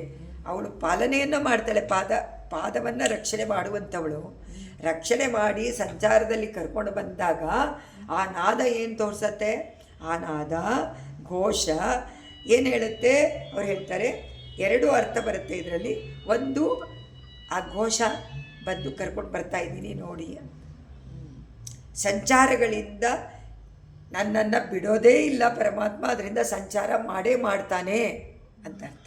ನನ್ನನ್ನು ಯಾವತ್ತೂ ಬಿಡೋದಿಲ್ಲ. ಭುಜಗತಲ್ಪದಲ್ಲಿದ್ದಾಗಲೂ ನಾನಿದ್ದೀನಿ, ಒಂದೇ ಬಂದಾಗಲೂ ನಾನು ಅವನನ್ನು ರಕ್ಷಣೆ ಮಾಡೋಕ್ಕೋಸ್ಕರ ಬರ್ತಾಯಿದ್ದೀನಿ. ನಾನು ನಿತ್ಯಂ ನ ತ್ಯಜತಿ, ನಾನು ತ್ಯಾಗ ಮಾಡೋದಿಲ್ಲ ಅಂತ ಹೇಳಿ. ಯಾವ ರೀತಿ ಅಂತಂದರೆ, ಗೋಪಿಕೆಯರು ಯಾವ ರೀತಿ ತಮ್ಮ ಗೋರಕ್ಷಣೆಯನ್ನು ಬಿಡೋದಿಲ್ವೋ, ಗೋರಕ್ಷಣೆಯನ್ನು ಮಾಡ್ತಾ ಅದನ್ನು ಕಂಟ್ರೋಲ್ ಮಾಡೋದಕ್ಕೆ ಶಬ್ದವನ್ನು ಮಾಡ್ತಾರೋ ನಾದ, ಆ ರೀತಿ ನಾನು ಪರಮಾತ್ಮನನ್ನು ರಕ್ಷಣೆ ಮಾಡಿಕೊಂಡು ಕರ್ಕೊಂಡು ಬಂದು ಶಬ್ದವನ್ನು ಮಾಡಿಕೊಂಡು ಕರ್ಕೊಂಡು ಬರ್ತೀನಿ ಅಂತ ಅನ್ವಯಿಸಿದೆ. ಅಂದರೆ ನೋಡಿ, ಇವರ ಮನಸ್ಸೆಲ್ಲಿಗೆ ಹೋಗಿದೆ. ಆ ಗೋಪಿಯರು ಹಸುಗಳನ್ನು ಮೇಯಿಸಬೇಕಾದ್ರೆ ಮಾಡುವಂಥ ಘೋಷ ಸುಮ್ಮನೆ ಇರೋದಿಲ್ಲ. ಯಾವುದಾದ್ರೂ ಕೆಲಸ ಮಾಡಬೇಕಾದ್ರೆ ಬಾಯಿನಲ್ಲಿ ಶಬ್ದ ಬರ್ತಾ ಇದ್ದರೆ ನಮಗೆ ಆರಾಮ ಆಗತ್ತೆ, ಇಲ್ಲದೇ ಇದ್ದರೆ ಆಯಾಸ ಆಗುತ್ತೆ. ಅದಕ್ಕೆ ಸ್ತೋತ್ರ ಹೇಳ್ತಾನೆ ಇರಬೇಕು. ಯಾವಾಗಿಂದ? ಎದ್ದ ತಕ್ಷಣದಿಂದ ಹೇಳ್ತಾರೆ. ಅದಕ್ಕೆ ಯಾರಾದರೂ ಬಂದರೆ ಅಯ್ಯೋ ಸ್ತೋತ್ರ ನಿಂತೋಯ್ತಲ್ಲ, ಯಾಕಂದರೆ ಏನೇನೋ ಮಾತು ಇಷ್ಟನೇ ಆಗೋದಿಲ್ಲ. ನಮ್ಮ ಸ್ತೋತ್ರ ಇವತ್ತಿಂದು ನಿತ್ಯ ಕೈಂಕರ್ಯ ಆಗಲಿಲ್ವಲ್ಲ ಅಂತ ಅನಿಸುತ್ತೆ. ಅದಕ್ಕೋಸ್ಕರ ಅದನ್ನು ಹೇಳ್ತಾನೆ ಇರಬೇಕು. ಬೆಳಿಗ್ಗೆ ಎದ್ದ ತಕ್ಷಣ ಹರಿರ್ಹರತಿ ಪಾಪಾನಿಯಿಂದ ಸ್ಟಾರ್ಟ್. ಯಾವುದು ಗ್ರಾಹಗ್ರಸ್ತೆ ಗಜೇಂದ್ರೇ ರುದತಿ ಸರಬಸಂ, ಅಲ್ಲಿಂದ ಸ್ಟಾರ್ಟ್ ಮಾಡಿ ಕಡೆಗೆ ಮಲ್ಕೊಳ್ಳೋವರೆಗೂ ಕ್ಷೀರಸಾಗರ ತರಂಗ ಶೀಕರ ಅಂತ ಮುಕುಂದ ಮಾಲೆ ಹೇಳಿ ಮಲ್ಕೊಳ್ಳೋವರೆಗೂ ಸ್ತೋತ್ರ ಪಟ್. ಅದಕ್ಕೇ ಚಿಕ್ಕ ವಯಸ್ಸಿನಲ್ಲಿ ಮಕ್ಕಳಿಗೆ ಈ ಸ್ತೋತ್ರ ಎಲ್ಲ ಹೇಳ್ಕೊಟ್ಬಿಡ್ಬೇಕು. ಆವಾಗ ಕಷ್ಟನೇ ಆಗೋದಿಲ್ಲ, ಗೊತ್ತೇ ಆಗೋದಿಲ್ಲ. ಕೆಲಸದ ಆಯಾಸವೇ ಶ್ರಮವೇ ಇರೋದಿಲ್ಲ. ಶ್ರಮ ಇಲ್ಲದೆ ಕೆಲಸವನ್ನು ಮಾಡೋಕ್ಕೆ ಏನಪ್ಪ ಉಪಾಯ? ಭಗವಂತನ ಸ್ತೋತ್ರ. ಅದರಿಂದ ಇವರು ಹೇಳಿಬಿಟ್ರು, ಗೋಪೀ ಜನಪ್ರಿಯತಮೋ ಮಣಿಪಾದರಕ್ಷೆ. ಅಂದರೆ ವಿಮಾನದಲ್ಲಿದ್ದರೂ ಸಂಚಾರ ಕಾಲದಲ್ಲಿ ಇದ್ದರೂ ನಿನ್ನನ್ನು ಬಿಡೋದಿಲ್ಲ ಪರಮಾತ್ಮ. ಯಾತಕ್ಕೆ? ನೀನು ಜೋರಾಗಿ ಶಬ್ದ ಮಾಡ್ತೀಯ. ಆ ನಾದ ಮಲ್ಕೊಂಡಾಗಲೂ ಇರುತ್ತೆ, ಸಂಚಾರದಲ್ಲಿ ಬಂದಾಗಲೂ ಇರುತ್ತೆ, ಯಾವಾಗಲೂ ಇರುತ್ತೆ. ಅದು ಬಿಟ್ಟರು ವಿಮಾನದಲ್ಲಿ ಸಿಂಹಾಸನದ ಮೇಲೆ ಪಾದುಕೆಯನ್ನು ಧರಿಸ್ಕೊಂಡು ಬರ್ತಾನೆ, ಆಗಲೂ ನಾದ ಇದೆ. ಅದರಿಂದ ದೇವರು ಎಲ್ಲ ಸಮಯದಲ್ಲೂ ಪಾದುಕೆಯನ್ನು ಬಿಟ್ಟು ಇರೋದಿಲ್ಲ. ಅವನು ಮಲ್ಕೊಂಡಿದ್ದಾಗಲೂ ಅವನಿಗೆ ಒಂದು ಪಾದಪೀಠವನ್ನು ಹಾಕಿ ರಂಗನಾಥನ ಶೇಷದ ಪಕ್ಕದಲ್ಲಿ ಅದ್ರ ಮೇಲಿಡ್ತಾರೆ, ಬಿಡೋದಿಲ್ಲ ಅಂತ ಹೇಳ್ತಾರೆ. ಅದರಿಂದ ನಾವೇಗೆ ಬಿಡಬಾರ್ದು, ನಾವು ಪಾದುಕೆಯನ್ನು ಬಿಡಬಾರ್ದು. ಪಾದುಕೆ ಹೇಗೆ ಪರಮಾತ್ಮನ ಬಿಡಲ್ವೋ ಹಾಗೆ ನಾವು ಪಾದುಕೆಯನ್ನು ಬಿಡಬಾರ್ದು. ನಮಗೆ ಪಾದುಕೆ ಅಂದರೆ ಯಾರು? ನಮ್ಮ ಆಚಾರ್ಯರು. ಸೊ ಆಚಾರ್ಯರ ಧ್ಯಾನ, ಆಚಾರ್ಯರ ಸ್ಮರಣೆ ಇದ್ದೇ ಇರಬೇಕು ಸದಾಕಾಲ. ಅದಿದ್ದರೆ ನಮಗೇನಾಗುತ್ತೆ? ಆಚಾರ್ಯರನ್ನು ಮುಂದಿಟ್ಕೊಂಡೇ ನಾವು ಪರಮಾತ್ಮನನ್ನು ಸೇವೆ ಮಾಡಬೇಕು. ಇಲ್ವಲ್ಲ, ಯಾವಾಗಲೂ ಅವ್ರ ಜೊತೆಯಲ್ಲಿ ಹೋಗೋಕ್ಕಾಗಲ್ವಲ್ಲ. ಮಂಗಳಾಶಾಸನ ಎಲ್ಲ ಅವ್ರು ಯಾವಾಗಲೂ ಮಾಡ್ತಾರೆ, ಪ್ರತಿನಿತ್ಯ ಎಲ್ಲೋ ಹೋಗ್ತಾರೆ, ನಾವು ಮಾಡೋಕ್ಕಾಗಲ್ವಲ್ಲ. ಅಂದರೆ ನಾವು ಹೋದಾಗ ಆಚಾರ್ಯರನ್ನು ಮುಂದೆ ನಿಲ್ಲಿಸ್ಕೋಬೇಕು. ಅಡಿಯೇನು ಇಲ್ಲ ಮುಂದೆ, ಯಾರಿದ್ದಾರೆ ಮುಂದೆ? ನನ್ನ ಆಚಾರ್ಯ ಇದ್ದಾರೆ. ಅಪ್ಪ ಆಚಾರ್ಯರ ಜೊತೆಯಲ್ಲೇ ಬಂದಿದ್ದೀನಿ ಅಂತ ತಿಳ್ಕೋ ಅಂತ ಹೇಳಿ ದೇವರ ಸೇವೆ ಮಾಡಿ. ಸೊ ನಾವು ಯಾರನ್ನು ನೋಡಬೇಕು? ನಾವು ಪರಮಾತ್ಮನನ್ನು ನೋಡಬೇಕಾಗಿಲ್ಲ, ಆಚಾರ್ಯರನ್ನು ಸೇವೆ ಮಾಡಬೇಕು. ಪರಮಾತ್ಮನನ್ನು ನೀವು ಯಾವಾಗ ಬೇಕಾದರೂ ಹೋಗಿ ಡೈರೆಕ್ಟಾಗಿ ಹೋಗಿ ಸೇವೆ ಮಾಡ್ಬೋದು, ಆಗಲೂ ಮಾಡಬೇಡಿ ಅಂತ ಹೇಳ್ತು. ಆಗಲೂ ಯಾರನ್ನು ಇಟ್ಕೊಂಡು ಮಾಡಬೇಕು? ಸದಾಕಾಲ ಆಚಾರ್ಯರೇ ಮುಂದೆ. ಆಚಾರ್ಯರನ್ನು ಸ್ಮರಣೆ ಮಾಡಿಕೊಂಡು, ಕಲ್ಪನೆ ಮಾಡಿಕೊಂಡು, ಆಚಾರ್ಯರ ಜೊತೆಯಲ್ಲಿ ನಾನು ನಿಂತಿದ್ದೀನಿ, ಅವ್ರ ಹಿಂದೆ ನಿಂತಿದ್ದೀನಿ ಅನ್ನುವಂತಹ ಮಾನಸಿಕ ಕಲ್ಪನೆ ಅದು ಬೇಕು. ಅದನ್ನು ತಿಳಿಸ್ಕೊಡ್ತಾರೆ ಸ್ವಾಮಿ ದೇಶ. ನಿತ್ಯಂ ಪದಾಂಬುರುಗ ಇವರಿಗ. ಗೋಪಿಮಾರ್ಗಳು ಯಾವ ರೀತಿ ಸದಾಕಾಲ ಕೃಷ್ಣನ ಚಿಂತನೆಯನ್ನೇ ಮಾಡ್ತಾಯಿದ್ರು, ಹಾಗೆ ಆಚಾರ್ಯ ಚಿಂತನೆ. ಅವ್ರು ಬಿಡಲೇ ಇಲ್ವಲ್ಲ ಕೃಷ್ಣನ ಚಿಂತನೆ. ಉದ್ದವರಿಗೆ ಬಲರಾಮನಿಗೆ ಇಬ್ಬರಿಗೂ ಭಕ್ತಿ ಅನ್ನೋದು ಏನು ಅಂತ ಹೇಳ್ಕೊಟ್ಟವರು ಅವರು. ಗೋಪಿಯರಿಂದ ಕಲ್ತ್ಕೊಂಡೆ ಅಂತಾರೆ. ಉದ್ದವರು. ಏನೂ ಇಲ್ಲ ಕೃಷ್ಣ, ಅಯ್ಯೋ ನನಗೇನು ಇಲ್ಲವೇ ಇಲ್ಲ ಭಕ್ತಿ ಅಂತಾರೆ. ಆ ಗೋಪಿ ಅದರ ಹೃದಯದಲ್ಲಿ ಪೂರ್ಣವಾಗಿ ನೀನು ಇದ್ದು ಬಿಟ್ಟಿದೆಯಲ್ಲಪ್ಪ, ಒಂದು ಕ್ಷಣನೂ ಬಿಟ್ಟಿಲ್ವಲ್ಲ, 24 ಗಂಟೆ ನಿನ್ನ ಚಿಂತನೆ ಮಾಡ್ತಾ ಇದ್ದಾರಲ್ಲ ಒಂದೊಂದು ಗೋಪಿನೂ. ಅವ್ರಿಗೆ ಎಂತಹ ಒಂದು ಪ್ರೀತಿ ನಿನ್ನ ಮೇಲೆ, ಅದೇ ಗೋಪಿಯರಿಂದ ಕಲ್ತ್ಕೊಳ್ಳುವಂಥ. ಯಾತ್ರಾ ವಿಹಾರ ಸಮಯೇಶು ಸಮುತ್ಥಿತಂತೆ ರಂಗಾಧಿಪಸ್ಯ ಚರಣಾವನಿ ಮಂಜುನಾದಂ ಪರ್ಯಾಕುಲೇಂದ್ರಿಯ ಮೃಗಗ್ರಹಣಾಯ ಪುಂಸಾಂ ಸಮ್ಮೋಗನಂ ಶಬರಗೀತಂ ಇವ ಪ್ರತೀಮಗ. ಎಷ್ಟು ಸುಂದರವಾದ ಒಂದು ಕಲ್ಪನೆ ನೋಡಿ. ಇಲ್ಲಿ ಹೇಳ್ತಾರೆ, ನಮ್ಮ ಇಂದ್ರಿಯಗಳೆಲ್ಲ ಹೋಗುತ್ತೆ ಅಲ್ವಾ, ಅದರಿಂದ ಹಿಂದೆ ಬೇಟೆ ಆಡಕ್ಕೆ ಹೋಗುತ್ತದು, ಬೇಟೆ ಆಡಕ್ಕೆ ತಾನೇ ಹೋಗುತ್ತೆ. ಅದನ್ನೇ ಹೇಳ್ತಾರೆ, ಆ ಬೇಟೆಗೆ ಆಡಕ್ಕೆ ಹೋದಾಗ ಅವ್ರು ಹಿಡ್ಕೊಳ್ಳೋಕ್ಕೆ ಏನು ಮಾಡ್ತಾರೆ ಗೊತ್ತಾ, ಮೃಗಗಳನ್ನು ಹಿಡ್ಕೊಳ್ಳೋಕ್ಕೆ ಒಂದು ಗೀತೆಯನ್ನು ಹಾಕ್ತಾರೆ. ಇದು ಭಾಗವತ ಶ್ರೀಮದ್ ಭಾಗವತದಲ್ಲಿ ಕಡೆಯಲ್ಲಿ ಅವಧೂತರು 24 ಗುರುಗಳು ಅಂತ ಹೇಳಿದಾಗ ಒಂದನ್ನು ಹೇಳ್ತಾರೆ. ಅವ್ರು ಹೇಳ್ತಾರೆ, ಈ ಜಿಂಕೆ ಏನು ಮಾಡುತ್ತೆ ಕೇಳುತ್ತೆ, ಆ ಸಂಗೀತವನ್ನು ಕೇಳಿಬಿಟ್ಟು ಭ್ರಮೆಯಾಗಿ ನಿಂತ್ಕೊಂಡ್ಬಿಟ್ಟು ಬಲೆಯಾಗಿ ಸಿಕ್ಕಾಕ. ಅದೇ ಥರ ನಮ್ಮ ಕರ್ಣಗಳು ಏನು ಮಾಡುತ್ತೆ, ಆ ಶಬರ ಗೀತವನ್ನು ಕೇಳಿದಂತೆ ಹಿಡ್ಕೊಂಡು. ಶಬರ ಅಂದರೆ ಬೇಟೆಯಾಡುವಂಥವ್ರು, ಶಬರ ಗ್ರಹಣಾಯ ಹಿಡಿಯೋಕ್ಕೋಸ್ಕರ, ಸಮ್ಮೋಹನಂ ಮೋಹಗೊಳಿಸುವಂತಹ ಶಬರ ಗೀತಂ ಬೇಡರು ಹಾಡುವ ಗೀತೆ. ಹೇಳಮ್ಮ.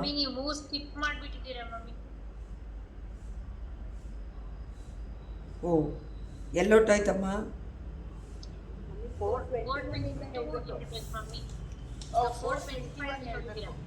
420ನಾ? Okay, so will come back to ಇದನ್ನು ಹೇಳಿಬಿಡೋಣ, ಶಬರಗೀತದ್ದು. It's okay. 425 ಮಂಜುನಾದ.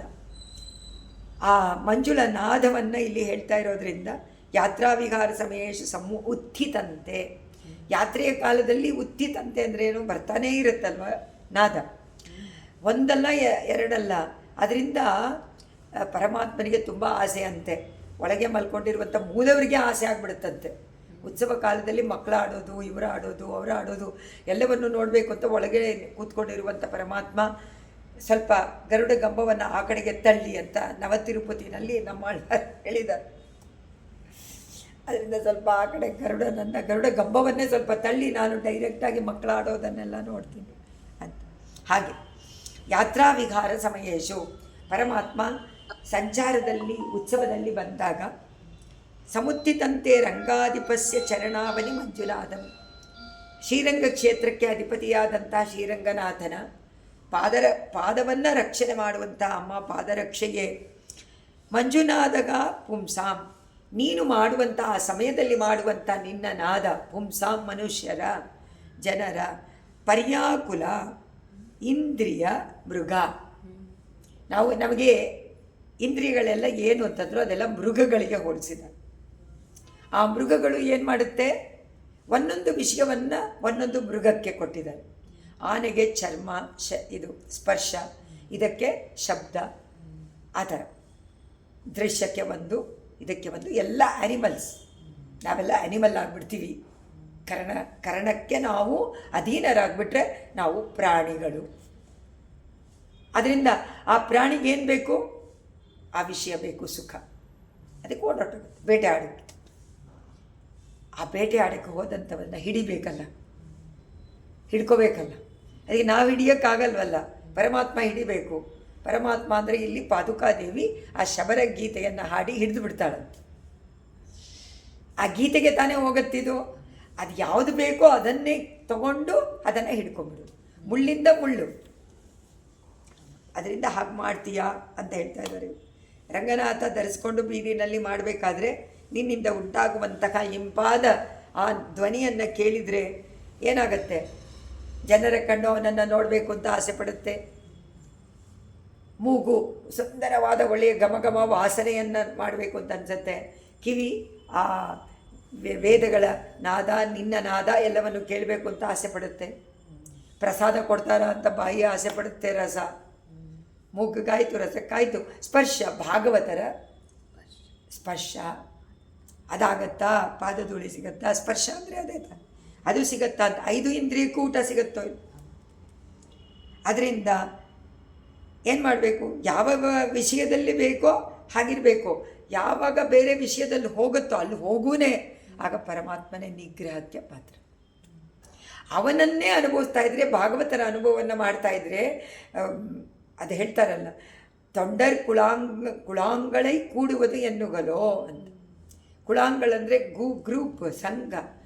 ಅವರ ಆ ಒಂದು ಭಾಗವತ ಗೋಷ್ಠಿಯನ್ನು ಯಾವಾಗ ನಾನು ದರ್ಶನ ಮಾಡ್ತೀನಿ, ಯಾವಾಗ ಅವರ ನಾದವನ್ನು ಕೇಳ್ತೀನಿ ಅಂತ ಆಸೆ ಪಡುತ್ತೋ ಆಗ ಭಗವಂತನ ಅನುಗ್ರಹ. ಯಾವಾಗ ನೀನು ಅಲ್ಲಿ ಹೋಗೂನೇ ಬೇರೆ ವಿಷಯದಲ್ಲಿ ಆಸೆ ಪಡ್ತೀಯಲ್ಲ, ಅವಾಗೇನಾಗುತ್ತೆ? ಅವ್ರ ಆಭರಣ ನೋಡೋದು, ಇದನ್ನು ನೋಡೋದು, ಅವ್ರು ಮಾತಾಡೋದು, ಇವ್ರು ಮಾತಾಡೋದು ಮಾಡಿದ್ರೆ ಏನು ಪ್ರಯೋಜನ? ಆವಾಗ ಪರಮಾತ್ಮನ ನಿಗ್ರಹಕ್ಕೆ ಪಾತ್ರ. ಅದನ್ನೇ ಹೇಳ್ತಾರೆ, ಕಣ್ಣು ಇಂದ್ರಿಯ ಇದೆಲ್ಲ ನಿಗ್ರಹಕ್ಕೆ ಪಾತ್ರ ಆಗತ್ತೆ. ಅಂತಹ ಇಂದ್ರಿಯಗಳು ಎನ್ನುವಂತಹ ಆ ಮೃಗಗಳನ್ನು ಬೇಟೆಯಾಡಿ ಹಿಡ್ಕೋಬೇಕಾದ್ರೆ ಶಬರ ಗೀತ ಸ್ವಾಧೀನಪಡಿಸ್ಕೊಳ್ಳೋಕ್ಕೆ ಬೇಡರು ಒಂದು ಗೀತೆಯನ್ನು ಹಾಡ್ತಾರೆ. ಆ ಗೀತೆಯನ್ನು ಹಾಡಿದಂತೆ ನೀನು ನಮ್ಮ ಇಂದ್ರಿಯಗಳನ್ನೆಲ್ಲ ಭಗವಂತನಲ್ಲಿ ಕ್ರೋಢೀಕರಿಸೋಕ್ಕೋಸ್ಕರವಾಗಿ ಆ ಶಬರ ಗೀತೆಯನ್ನು ಹಾಡಿ ಈ ಪ್ರಾಣಿ ಎನ್ನುವಂತಹ ಈ ಮೃಗಗಳನ್ನೆಲ್ಲ ನೀನು ಹಿಡಿದು ಅಲ್ಲೇ ನಿಲ್ಲಿಸ್ತೀಯ ಅಂತ. ಇದರಲ್ಲಿ ಇಂದ್ರಿಯ ನಿಗ್ರಹವನ್ನು ಮಾಡುವಂಥನು ಪರಮಾತ್ಮ. ಅದಕ್ಕೆ ಅವನಿಗೆ ಋಷಿಕೇಶ ಅಂತ ಹೆಸರು. ಆ ಋಷಿಕೇಶನ ಮೀನಿಂಗ್ ಇದು. ಋಷಿಕೇಶ ಅಂದ್ರೇನು? ಋಷಿಕ ಅಂದರೆ ಇಂದ್ರಿಯ, ಈಶ ಅಂದರೆ ಅವನೇ ಅದಕ್ಕೆ ಅಧಿಪತಿ. ಆ ಋಷಿಕೇಶ ಏನು ಮಾಡ್ತಾನೆ? ಇಂದ್ರಿಯಗಳನ್ನು ನಿಗ್ರಹವನ್ನು ಮಾಡಿಸ್ತಾನೆ. ಹೇಗೆ ಮಾಡಿಸ್ತಾನೆ?